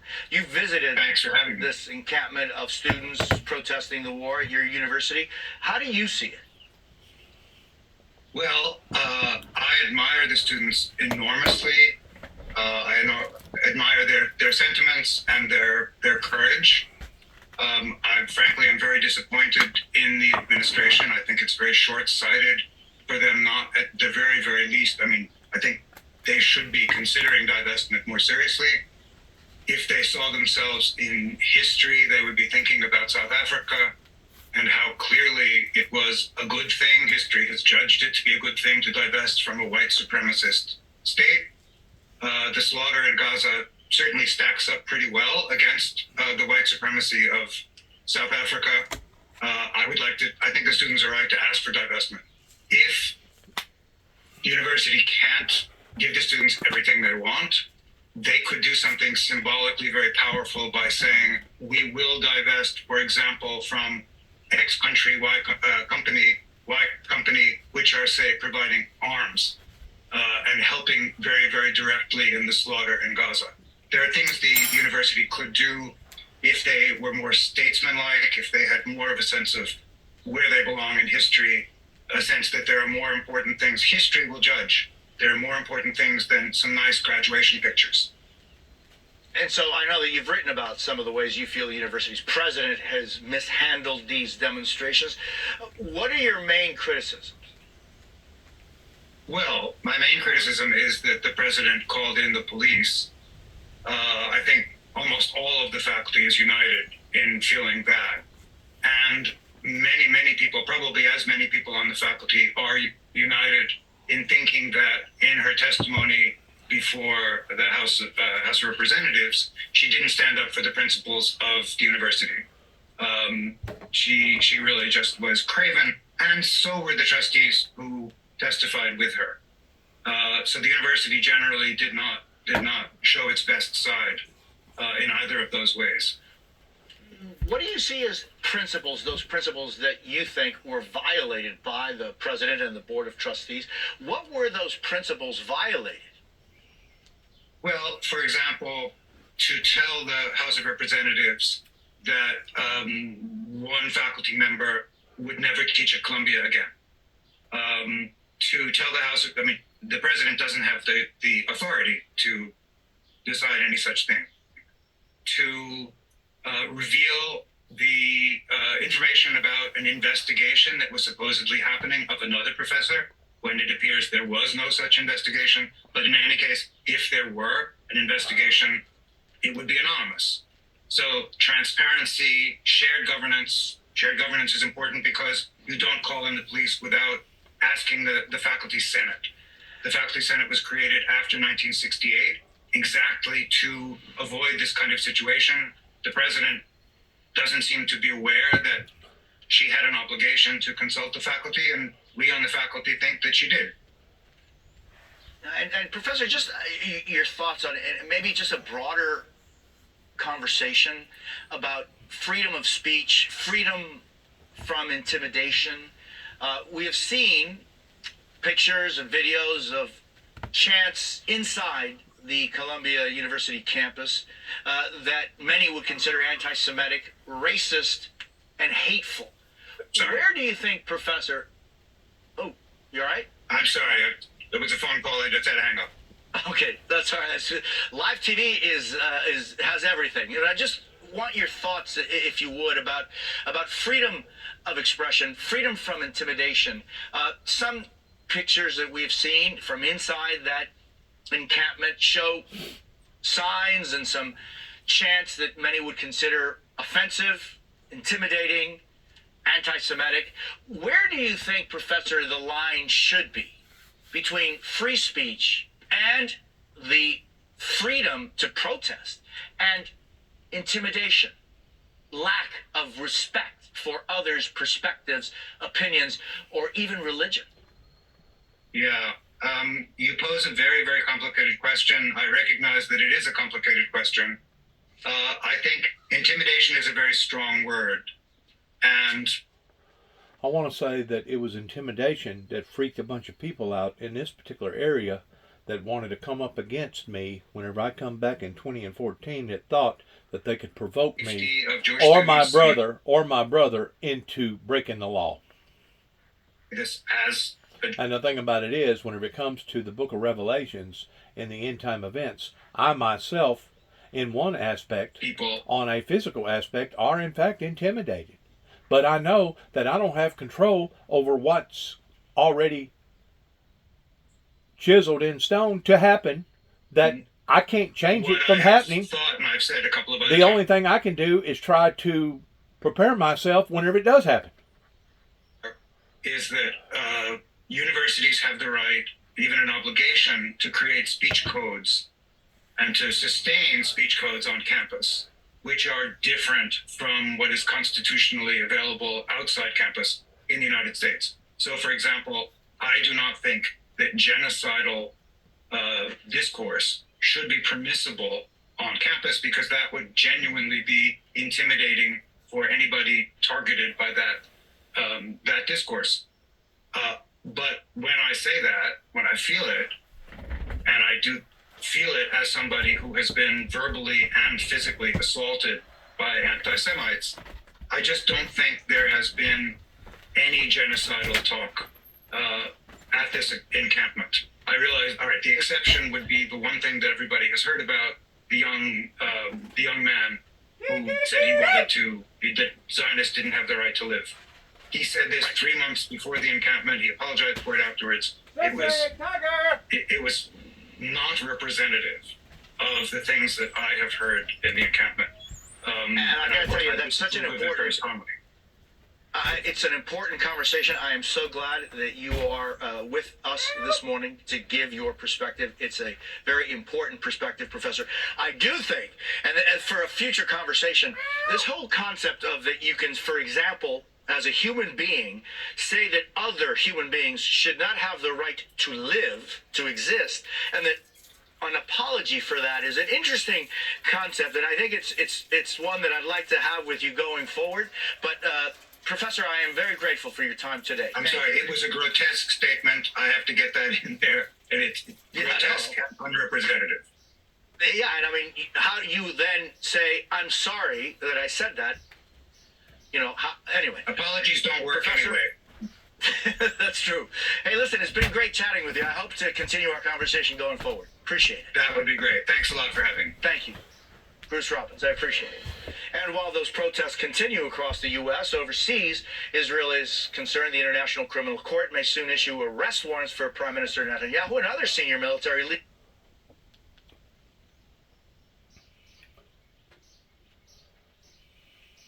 Unusual or severe stomach pain, especially with bloody or black stool. I want to weigh in what's been said so far about all this pertaining to freedom of speech. In 2005, I had a group of people in Martin, Tennessee, pertaining to their law, the system itself.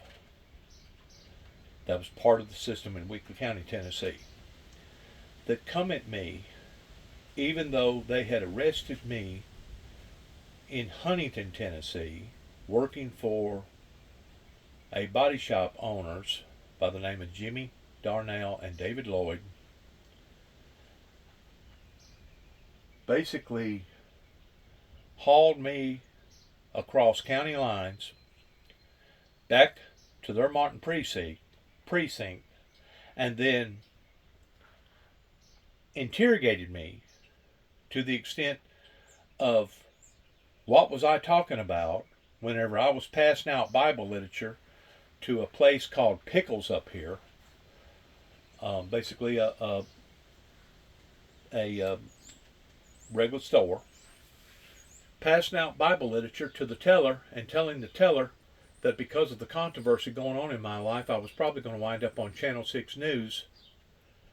And sure enough, 4 years later, I wound up on Channel 6 News of the events that happened in not only Oklahoma, but the events that happened in my life over in Western Kentucky around Grand Rivers and Benton, Paducah, Kentucky. Whenever you have people that are that dysfunctional in their minds, that thinks that what they was doing was correct,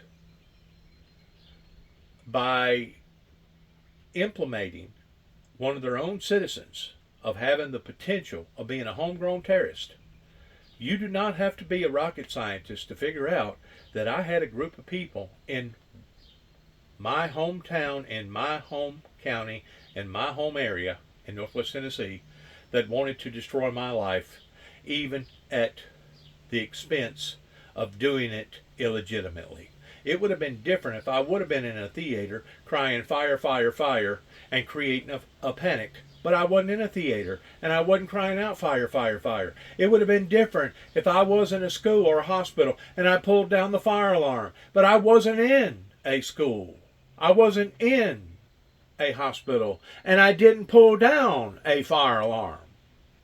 But yet now they wanted to charge me with falsifying files, which puts me under a spotlight a magnifying glass of somebody having the potential of being a homegrown terrorist. Why would they have done that in my life after passing out Bible literature? There's no other explainable reason other than the fact that they was trying to entrap me or set me up. Benjamin Dempsey, the very attorney that I hired from Huntington, Tennessee, keep in mind I was arrested in Huntington, Tennessee, whenever they drugged me back to Weakley County, can verify this on the books pertaining to what was done afterwards, that they went ahead and locked me up, put me on a $50,000 bond.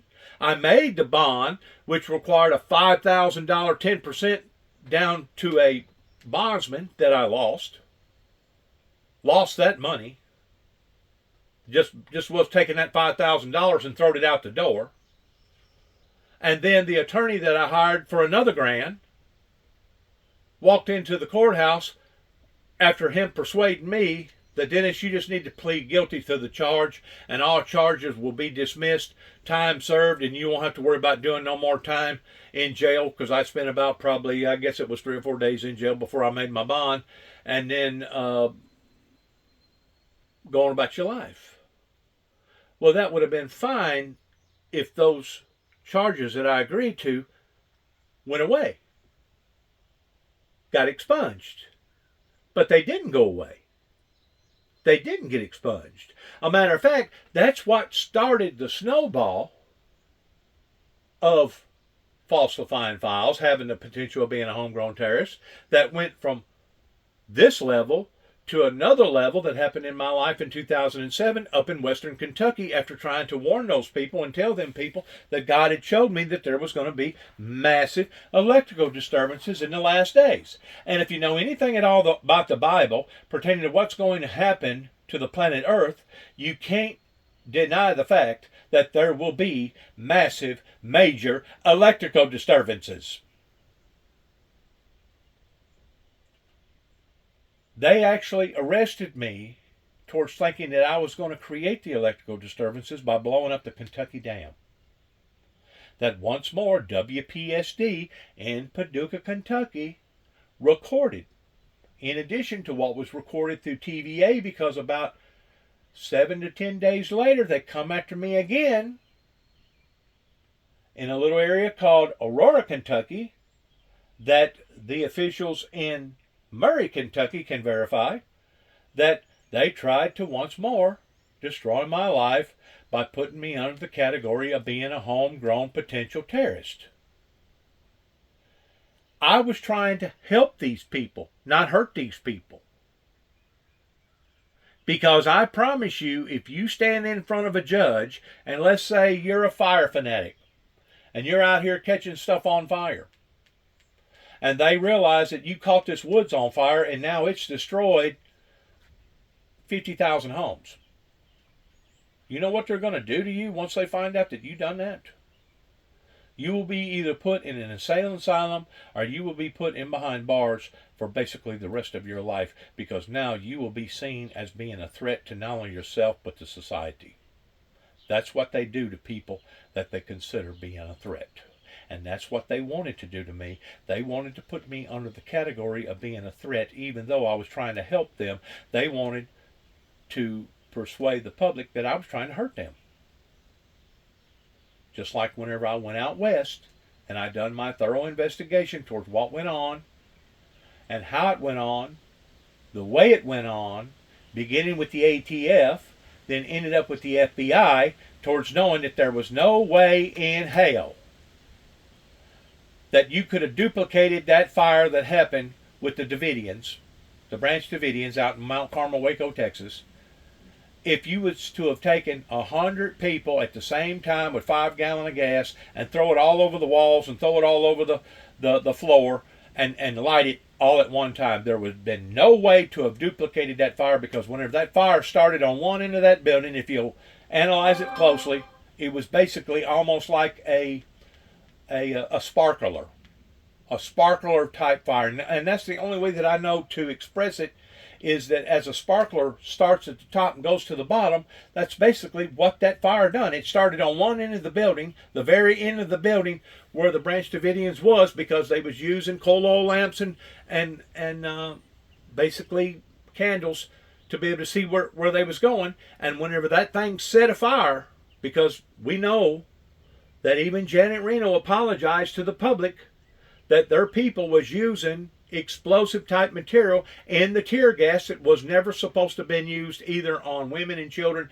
and never supposed to be used in a enclosed area. Now, I don't know if the people that was in charge and all that had enough experience that they know what they was doing, or they possibly done it intentionally. I just know this, that if I was authorized under a federal judicial system, I would pack up immediately and go to Texas, and I would find a group of people that basically conducted that fire the way that they did, and I would have them arrested for murder. There is no statute of limitations with murder. And basically, that's what motivated Timothy McVeigh and Nichols in trying to vindicate the people's death that happened in Mount Carmel, Waco, Texas, towards doing what they done to the people in Oklahoma City, Oklahoma, pertaining to the Memorial Building. The reason why I feel like that there's more involved in this is because what basically rattled me as I was doing my social study, in studying both accounts, is that there was two initial explosions that happened that day. One was on a lower scale, the other one was on upper scale, that basically was monitored from a earthquake scale that proved that there was more to the Oklahoma bombing other than 3,000 pounds of cow manure be used in a fertilizer, coming from a fertilizer factory to be able to help enhance agriculture growth in crops. It took a while before I put the dots together, but after I put the dots together on paper, that's whenever it was time to put the dots together in principle and actually going out there, pulling out my sleeves and doing that. Since then, have I been rewarded for disclosing the truth? Nope. I'm still being haunted by these affairs. Just like Al Gore, I'm pretty sure is still being haunted on a day-to-day level in knowing that the planet is actually heating up just as he suspected that it was during the time of his election, but because he let the cat out of the bag pertaining to being an EPA environmentalist, the people in the state of Tennessee punished him by not even supporting their own man in a presidential election. I have never seen society so upside down. I have never seen society that calls good bad and bad good on the level of what we're seeing today. But we're seeing it. And we're seeing it not just in our colleges and our universities. And it's not just here in America that we're seeing it. We're seeing it all over the planet, and we're seeing it on different levels in different degrees that basically covers the scale from A to Z, that makes me wonder, okay, so I can see the trajectory that the world is on right now, but there's nobody willing to listen? Why would I not think, if I still cannot to this day gain a Joe Osteen support team or a congregation, why would I not believe or think that people is actually deliberately planning on the destruction of humanity as well as the planet Earth? Why would I not think that? Why would I not think that the people right up here in Weakley County that was working at the time for Mr. David Moore, that I have bumped into several different times, that continues to make his statements, well, Dennis, we had to do what we done, but yet no, he couldn't give out an explanation of why they done what they done? Why did you have to do what you done, knowing that I was in denial about any type of threat, physical or subliminal type of threat regarding towards passing out the material that I was passing out, which was Bible material. Nobody can deny that.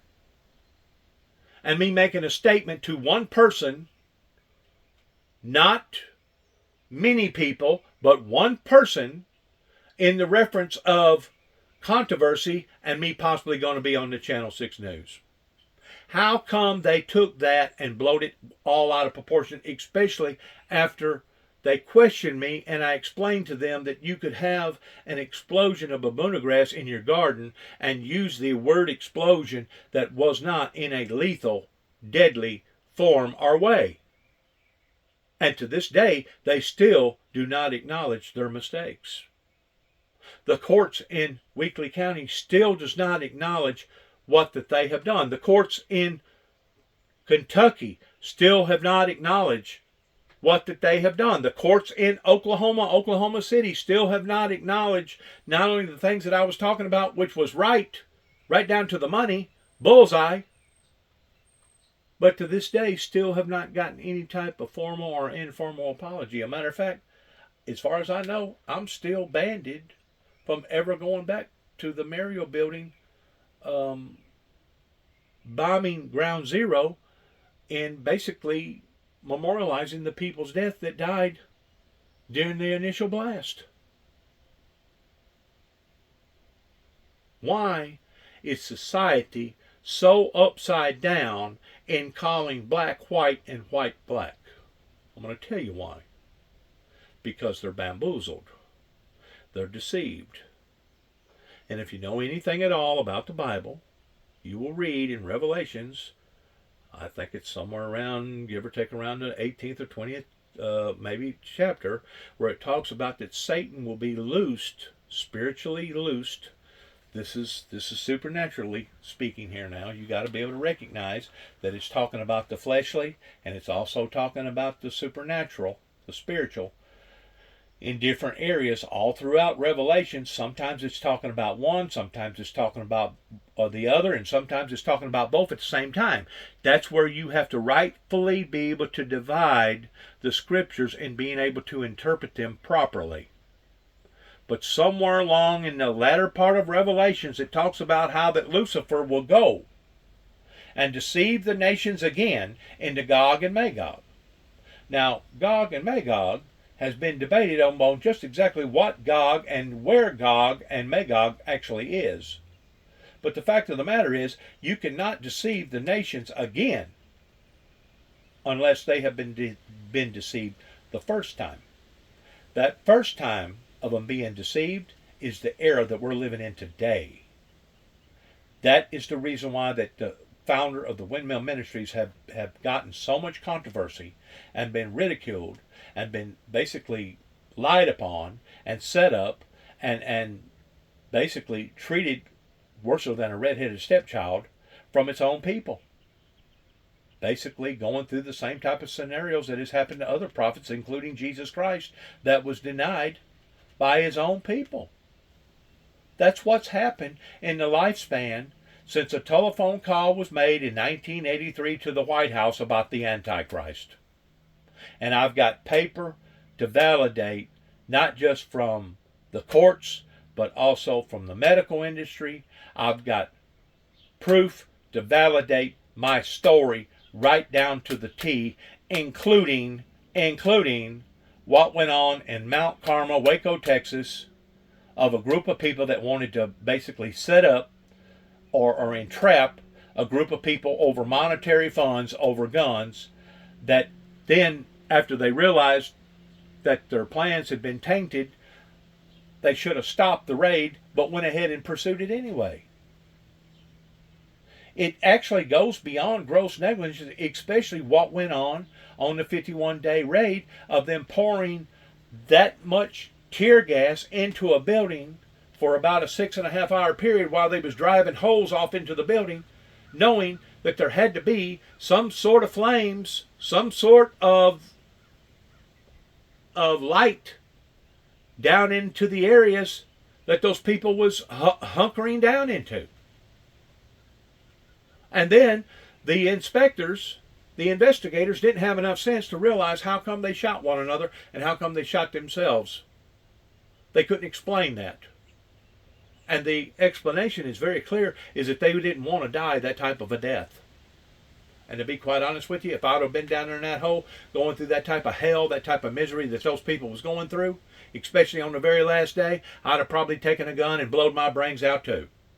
Rather than die a persistent, cruel death where my flesh was basically melting off of my body because of the heat and because of the fire. And probably anybody else in their right minds would have done the same. The same thing as the people that was jumping out of the Twin Towers during the time that one of the Twin Towers had already collapsed, especially, and people was jumping to their deaths. You cannot blame them people that was jumping out of those buildings to their deaths. Because the way that they looked at it is that they was already doomed to begin with. Now, whenever we have a society that cannot obviously understand these things and explain these things correctly to the public, then we no longer have a professional society that's working in our favor, that can express and explain these things the way that they need to be expressed and explained to the public. Now, you can say, well, Dennis, what you're talking about is scaring the public. What you're talking about, Dennis, is frightening or overwhelming various people as far as in the public. Well, I can't help it that they have basically been spoon-fed all their lives and being lied to. It's not my fault that the preachers and the teachers and the professional people did not explain to them that all this one day is going to end. There was a beginning and there's going to be an end. And I don't have no say-so over when it happens and where it happens and how it happens. I just know that it's accounted to me for me to be the messenger and putting forth the message to the people. Now, it's going to be up to the people, just like it's going to be up to my son, of whether or not how you embrace that message. You can either reject it, kind of like all your climate denier rejections towards people being deniers, or even your political stance pertaining to your presidential election and being deniers, presidential deniers, presidential election deniers, or you can accept it towards understanding that there's certain things that humanity is in control of and there are certain things that humanity is not in control of, and what we have created above our heads and below our feet is a monster. And as far as I'm concerned, what's enhancing the monster is social media, because if you get to looking at the majority of people that's walking around trying to read something or watch something or text something, they're basically bowing down to the very instrument that's in their hand. They're looking down, which is in the form of a courtesy type bow, including myself looking at that little screen, because we don't stick the little screen above our heads and start looking up into the clouds as we're walking, because we know if we do that, then we're sure enough going to stumble and fall, right? So we put the phone down towards our belly or down towards our chest as we're walking and reading and looking, and some people even driving, which they're not supposed to be doing that in driving, but they're looking down rather than looking up. That is a form of bow. When you bow to something, or you bow to a god, or you bow to a creation that you're calling a god, such as a golden calf, you bow to it. Whenever President Obama went to the president of Saudi Arabia, he clergically bowed as he was kissing his hand. The leader of that group pertaining to the devil himself, Satan himself, is never supposed to be touched. But yet now you can look, whenever Donald Trump was over there, Donald Trump actually touched him a couple different times on the shoulder as they was looking into their crystal ball. But yet now he's never supposed to be touched.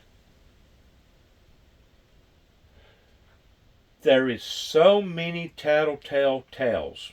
If people would just stop, analyze, look before they leap, and try to figure out where we are today in society that is drawing us in the trajectory of doom and gloom.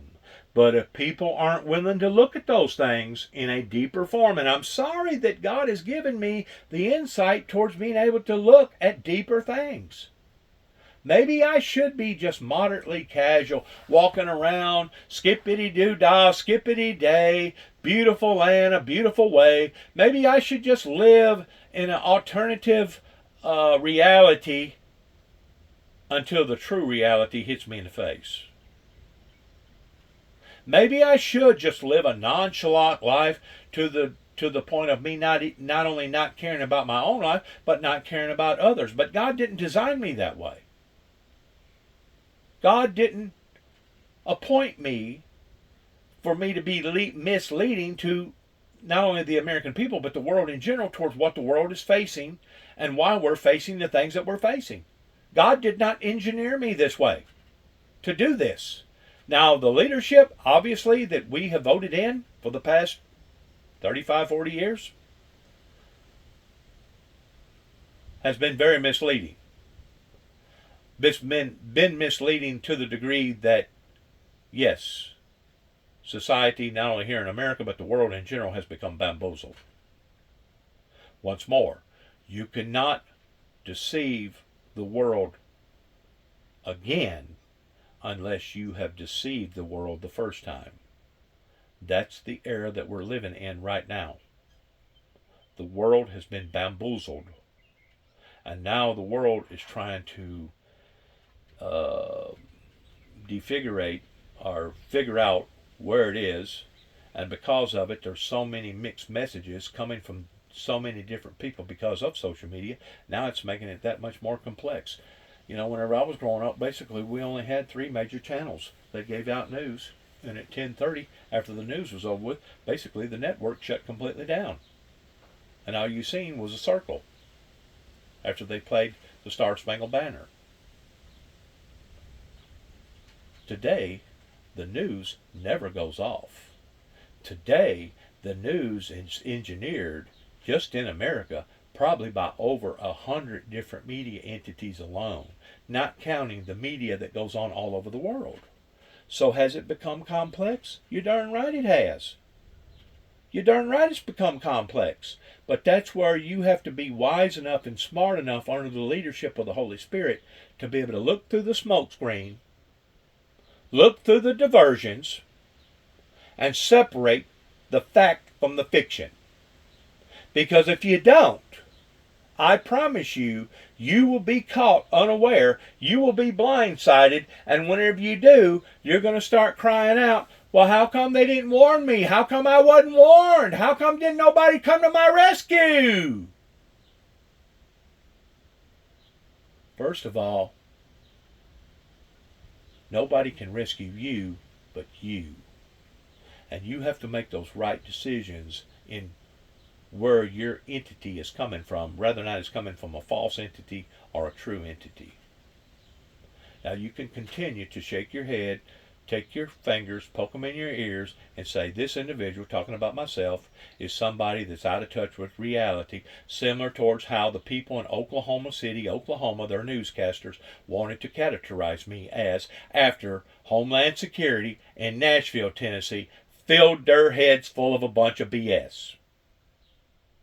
Or you can start looking at the facts, pretending to putting all the dots together, and not just part of the dots together, and start saying, you know what?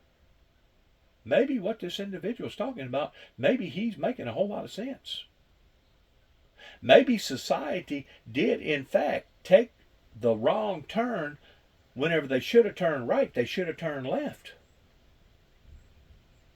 And I know what I'm talking about is true, because right now, I have never seen such things in such disarray.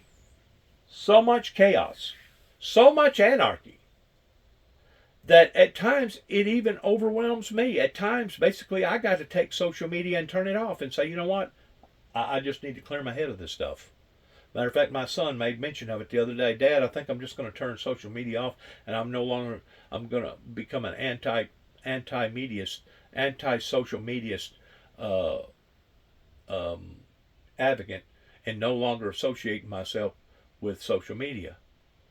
And I'm thinking to myself whenever he said that, yeah, that sounds good in theory, but I know the type of job that he's got requires that, so there's no way that he can get away from social media. Not if he's going to still work and eat and take care of himself. And that's basically at the level of where everybody is right now, that if you're going to work, if you're going to feed yourself, if you're going to be self-sustainable, you're going to have to deal with social media. And social media basically did not come into a full circle until Donald J. Trump run for president and got it. Won. That's whenever all these people that, even though they was familiarized a little bit with the computer pertaining to the internet and Windows and etc. back years ago, before or after Y2K, that's whenever they decided to jump on board. It's like, wow, we're going to have to get on social media if we're going to get our message out there, if we're going to advertise, if we're going to be influential in the eyes of society, we're going to have to get on the same mainstream microphone that everybody else is on. And that's whenever basically social media, Facebook, YouTube, Twitter, Google, Angie's List, and all these other different programs out there basically come into play and slapped us all in the face. Was during the time that Donald Trump won the presidency, because he basically snuck through the back door rather than going through the front door, because really and truly wasn't nobody expecting Donald J. Trump to become president on the first election. That was an unexpected event that happened that awoken a great deal of people in America, especially in America, towards how powerful is social media. Well, it was powerful enough that basically Donald Trump became president over it. And you can say whatever you want to say. He was working the circuit both ways. He was working it from mainstream media, but he was also working it from social media. And it was the social media that got his message out there, extended his message even further, that basically those was the people that come out of the cracks and the crannies that voted for him, that put him in power. That put that man in power. Because of that, now social media has basically exploded. Oh no, you used the word explosion. That must be a deadly, lethal way. See, that's the silliness of what went on in Martin, Tennessee in my life in 2005. I hear the word explosion used basically almost on a day-to-day level in some form or fashion in the growth of something or the magnitude of something. Just like whenever I was explaining to the Martin PD, there was going to be an explosion of Bermuda grass. That meant that it was going to be a magnitude of grass that was going to invade somebody's garden. You can use the word explosion and it not be in a lethal, deadly form. Have I got any type of an apology from the courts of the state of Tennessee up here in Dresden, Tennessee or Martin, Tennessee because of that? Nope. You know why? Oh, because he's not using the proper channels. He didn't hire a Johnny Cochran attorney, and he didn't spend another $25,000 out of his own pocket to do it in the right form and fashion. Now you're getting into that third tier. The people that cannot hire representation that way to be able to represent themselves. So you wonder how come I used another alternative as far as going up into the woods and praying for fire and brimstone to come down from heaven, as far as bringing retribution down upon to a group of people that deserve this type of retribution. Quit thinking it. Quit thinking it, because I was provoked to this. There was no other concentrated theoretical logical way that I could have represented myself other than doing what I done. And you know, I didn't do that at the front end, even though I was being kicked around, even though I was being shoved around, even though I was going through this and going through that. I didn't do that at the first. I waited until 20 plus years had passed and event after event after event happened, and it wasn't until the event happened in Oklahoma City, Oklahoma, whenever they decided to do what they done in blowing up my truck on national TV, is whenever I said enough is enough. And that's whenever I went back to Kentucky and I done what I done.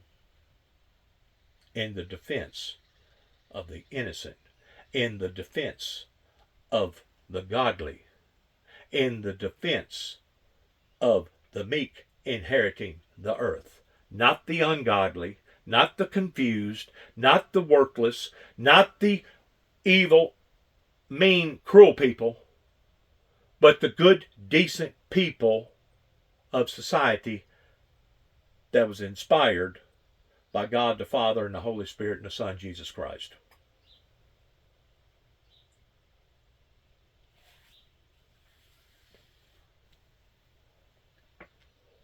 The most common side effect is diarrhea. It takes me so much time for me to be able to talk, illustrate, bring out Days of strong and violent tornadoes. bring out all these issues that the world is facing off right now, and to think that I'm being avoided, to think that I'm being ignored, to think that I'm still being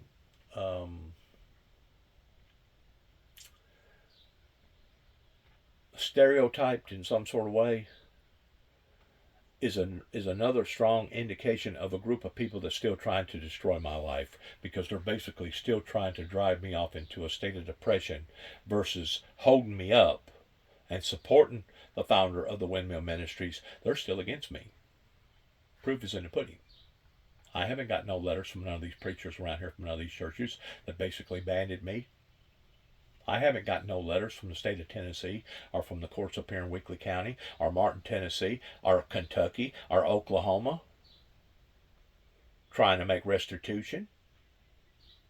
You know why? Because A, ordinarily the courts don't mend their dirty, pathetic, barbaric, evil ways to their citizens. And number two, I'm not going about doing this in the proper way. Okay, if I'm not doing this in the proper way, then what other way is there for me to do this? If I'm not stepping out into the eyes of the general public pertaining to public opinionated, pertaining to public domain, getting the public's opinion about what was right, what wasn't right, what was wrong, who committed the wrong, then what other way can I do this? Because I don't have $25,000 to hire a Johnny Cochran. And to be quite honest with you, as much stuff that has went on in my life, I don't know if I had the money to give away, if I would even go about doing that way. Because it's been so pathetic in how many times that my civil rights has been trampled upon and walked on, going all the way back to 1983, whenever a group of people over here in Kenton, Tennessee, beginning with the mayor, one of their top authority figures, decided that he was going to pat my dad on the back in telling him what kind of good job that he done towards trying to finish me off, even though he didn't. And you, Mr. Jackson, because you're talking about end-time events, we're going to institutionalize you. We're going to mark you. We're going to brand you. That way society from now on will get to thinking that you're just a freaking nut. You're just a freaking lunatic. We'll get to marking you to the point that society will say, well, he's mentally challenged. He's basically a deranged maniac. Or he's basically a obsessed with the Bible, to the point that they call people like me, they call people like us different names. But the bottom line is this: they have created this. Various people in society has created this, and the fault falls upon their feet pertaining to this. And yet, no, I'm still holding a banner of peace and utopia in the sense of a spiritual revival. I still, to this day, don't have any type of references pertaining to people supporting the founder of the Windmill Ministries missions. Even to this day, my son plays these psychological mind games in calling me a liar and being disrespectful to me, and rather blame everything on me than blaming it upon to himself or blaming it onto various individuals that brought all this to play to begin with. So I'm still dealing with an illegitimate society. I'm still dealing with people that does things illegitimately, and I'm still seeing the course of nature come down again and again and again towards ravaging the people. NBC's Jesse Kirsch is in Sulphur, Oklahoma, where nearly every building in the town's business district has been damaged or destroyed. So, Jesse, what are you seeing there? Destruction. Yes, okay, we just wrapped up at a press conference here with officials a short time ago.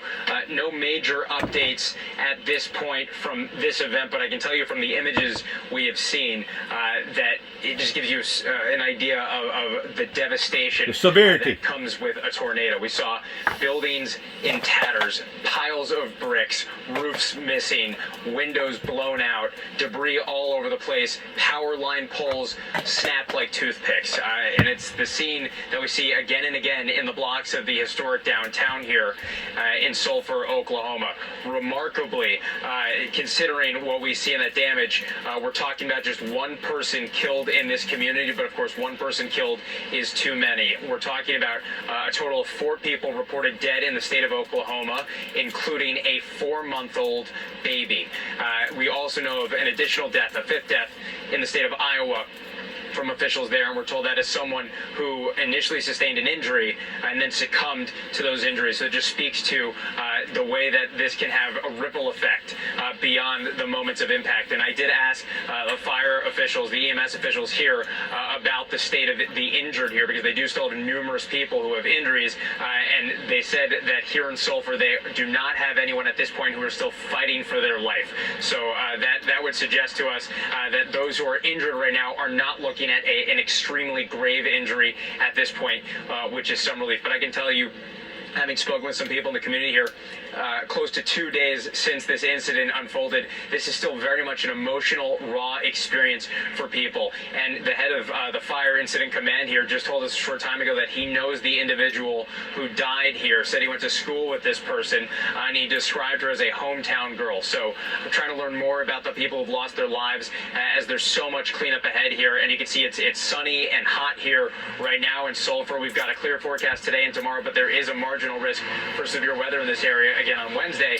And I can tell you, having been in Iowa over the weekend where they were dealing with cleanup and the possibility of more severe weather, that there's concern when you have an incident like that you have debris on the ground, right? Nails, glass, I mentioned bricks, metal, all, wood, all of this stuff is still out on the ground, and you can imagine the concern that there could be with that blowing around if you get more severe weather. They said they don't at this point know of any specific donations that they need. They've got people trying to volunteer as well, so they're getting help here in this community, and they're now looking to rebuild. And I can tell you from those images, Katie, and I'm sure you've seen them, it's going to be a while. Yeah, we just showed that map a moment ago of the tornado activity and what's being looked at in the coming days. This one right here, that's Tornado Alley. So what's happening, you may say? Are we becoming desensitized? Are we becoming calloused to just accepting the horrors that's happening to us, pertaining to the horrors, regardless whether it's coming in the form of the forces of nature or the horrors pertaining to so much calamity happening with our colleges or with our countries, or the calamities happening in our lives pertaining to diseases such as COVID? Are we just desensitized to the point that we're just throwing up our hands and saying, well, you know what? It's no longer worth the fight. It's no longer worth discovering the truth. In other words, we're just giving up and surrendering to the energy entities around us, even though we know that they're evil, and we know that the source of them is coming from evil. Are we just basically handicapped to the point that we're saying to one another it's no longer worth the fight? Well, it's not to me. And as long as I'm breathing, and as long as I'm living, and as long as I can put, I was going to say one foot in front of the other, even if I can't put one foot in front of the other, and I'm having to either push myself in a wheelchair or drag myself, I'm going to continue to stand strong in believing that light is greater than darkness. I'm going to continue to stand strong in understanding the things that it talks about in the first chapters of Revelations, that it's talking directly to us, we the people, pertaining to the churches. And that God expresses himself to go back, go back, go back. Do thy works again. I've not found thy works perfect yet. Go back, go back, go back. Kind of like what Joe Biden continues to tell everybody. Finish the work, finish the work, finish the work. What work? Is it just the work of global democracy that's supposed to be engineered all over the planet? No. It's the work of the Heavenly Father towards making sure that the meek inherits the earth, because it's the church, it's the meek of the church that's going to be looking and watching for Christ's return. And that's whenever Christ will return for the bride, of him being the bridegroom, of us going to heaven, while complete, total hell busts loose down here on the earth. Now you may be saying to yourself, well, this is a pretty good indication of hell right now upon the planet Earth. Trust me, whenever it talks about great tribulation that will be fallen upon to the planet Earth has never, ever come close, other than the 2 bombs that were released that ended World War II of the Great Tribulation. Tick-tock, tick-tock. The clock is going backwards. Our time is becoming even shorter. In cleaning up our act and becoming accordance to what God intended for us to become, that even the Bible illustrates in chapter 6, verses 1 and 2, leading up into the second horseman of the red horseman, the horse of the devil, Satan himself in the flesh, of it was as the noise of thunder. Didn't say it was thunder. Said it was as the noise of thunder.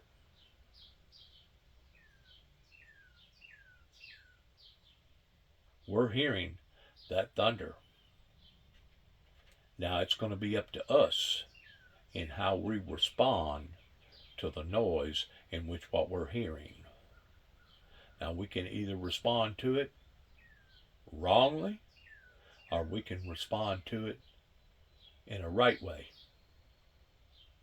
Either positive or negative, depending upon us, we the people, and depending upon whether or not we see the glass half full or half empty. As long as we're living, as long as we're still existing, there's still hope for not just America, but the world, including Africa, including South America, including Canada and Mexico. There's still hope for Greenland, if we will move up onto it in a unified way. But if we don't, you can bet your bottom dollar that things that we've been seeing will only drastically get worse on every level that you can imagine. Is these the things that I'm wanting to happen to society? No. No. I'm trying to help society by putting out warnings. I'm trying to help society by putting out advisories. I'm only the messenger. I'm the carrier to the messages. Now, if you don't like the messages, then my advice would be change your lifestyles. Start doing the proper and right things versus the wrong things. Quit blaming everybody else for your own problems and start blaming yourself. And instead of continually on the path that you know is a path of destruction, get off of that path. Because this isn't just going to affect the adults. This is going to affect the children. This is going to affect the futuristic of the children's children. Of whether or not they come into a world that's halfway stable or a world that's become so dysfunctional that it's no longer worth living in. Please take these things under strong advisories of what the founder of the Windmill Ministries is telling you right now. Because if you think that we're out of the woods, or if you think that we're off the hook, then once more, you're in a different reality other than the real one. Thank you for listening. God bless America. God bless our troops. And good luck to each and every one of us as we continue to embrace one another in seeing the destruction that basically the evil one, the demonic one, Satan himself, that is manifesting and bringing down upon the humanity. That the Bible is very, very clear towards saying that it's the evil one that is out to kill, steal, and destroy. It is the evil one that is the author of confusion. And whenever we're seeing this type of, this goes beyond retribution, my friends. This is just total destruction. Whenever we're seeing this again and again and again, in not thousands, but now millions of people's lives all over the world, it's time for those that claim that they've got education or some sense of smartness about them to stop and evaluate just exactly what's happening and why it's happening and who is engineering all this that's occurring in our lives and why it's occurring. What can we do to prevent it from occurring? I mean, whenever you can take a postmaster's vehicle and turn it basically into shreds of what you're looking at right there, is that not a pretty strong indication of what the powers at bay can do?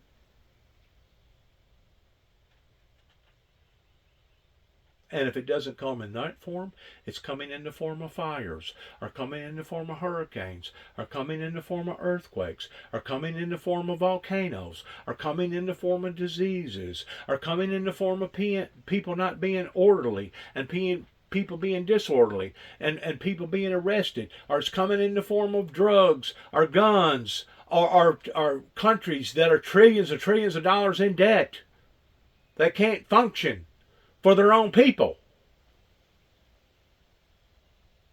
Please, please pray for our great nation. Please, please pray for our military. Please pray for the existences of all of our lives, that there will be a mighty grand movement of seeing the meek inheriting the earth in the final remaining last days. Thank you for your time. Thank you for your prayers. And heaven, Lord God in heaven, please help us all. In Jesus' name.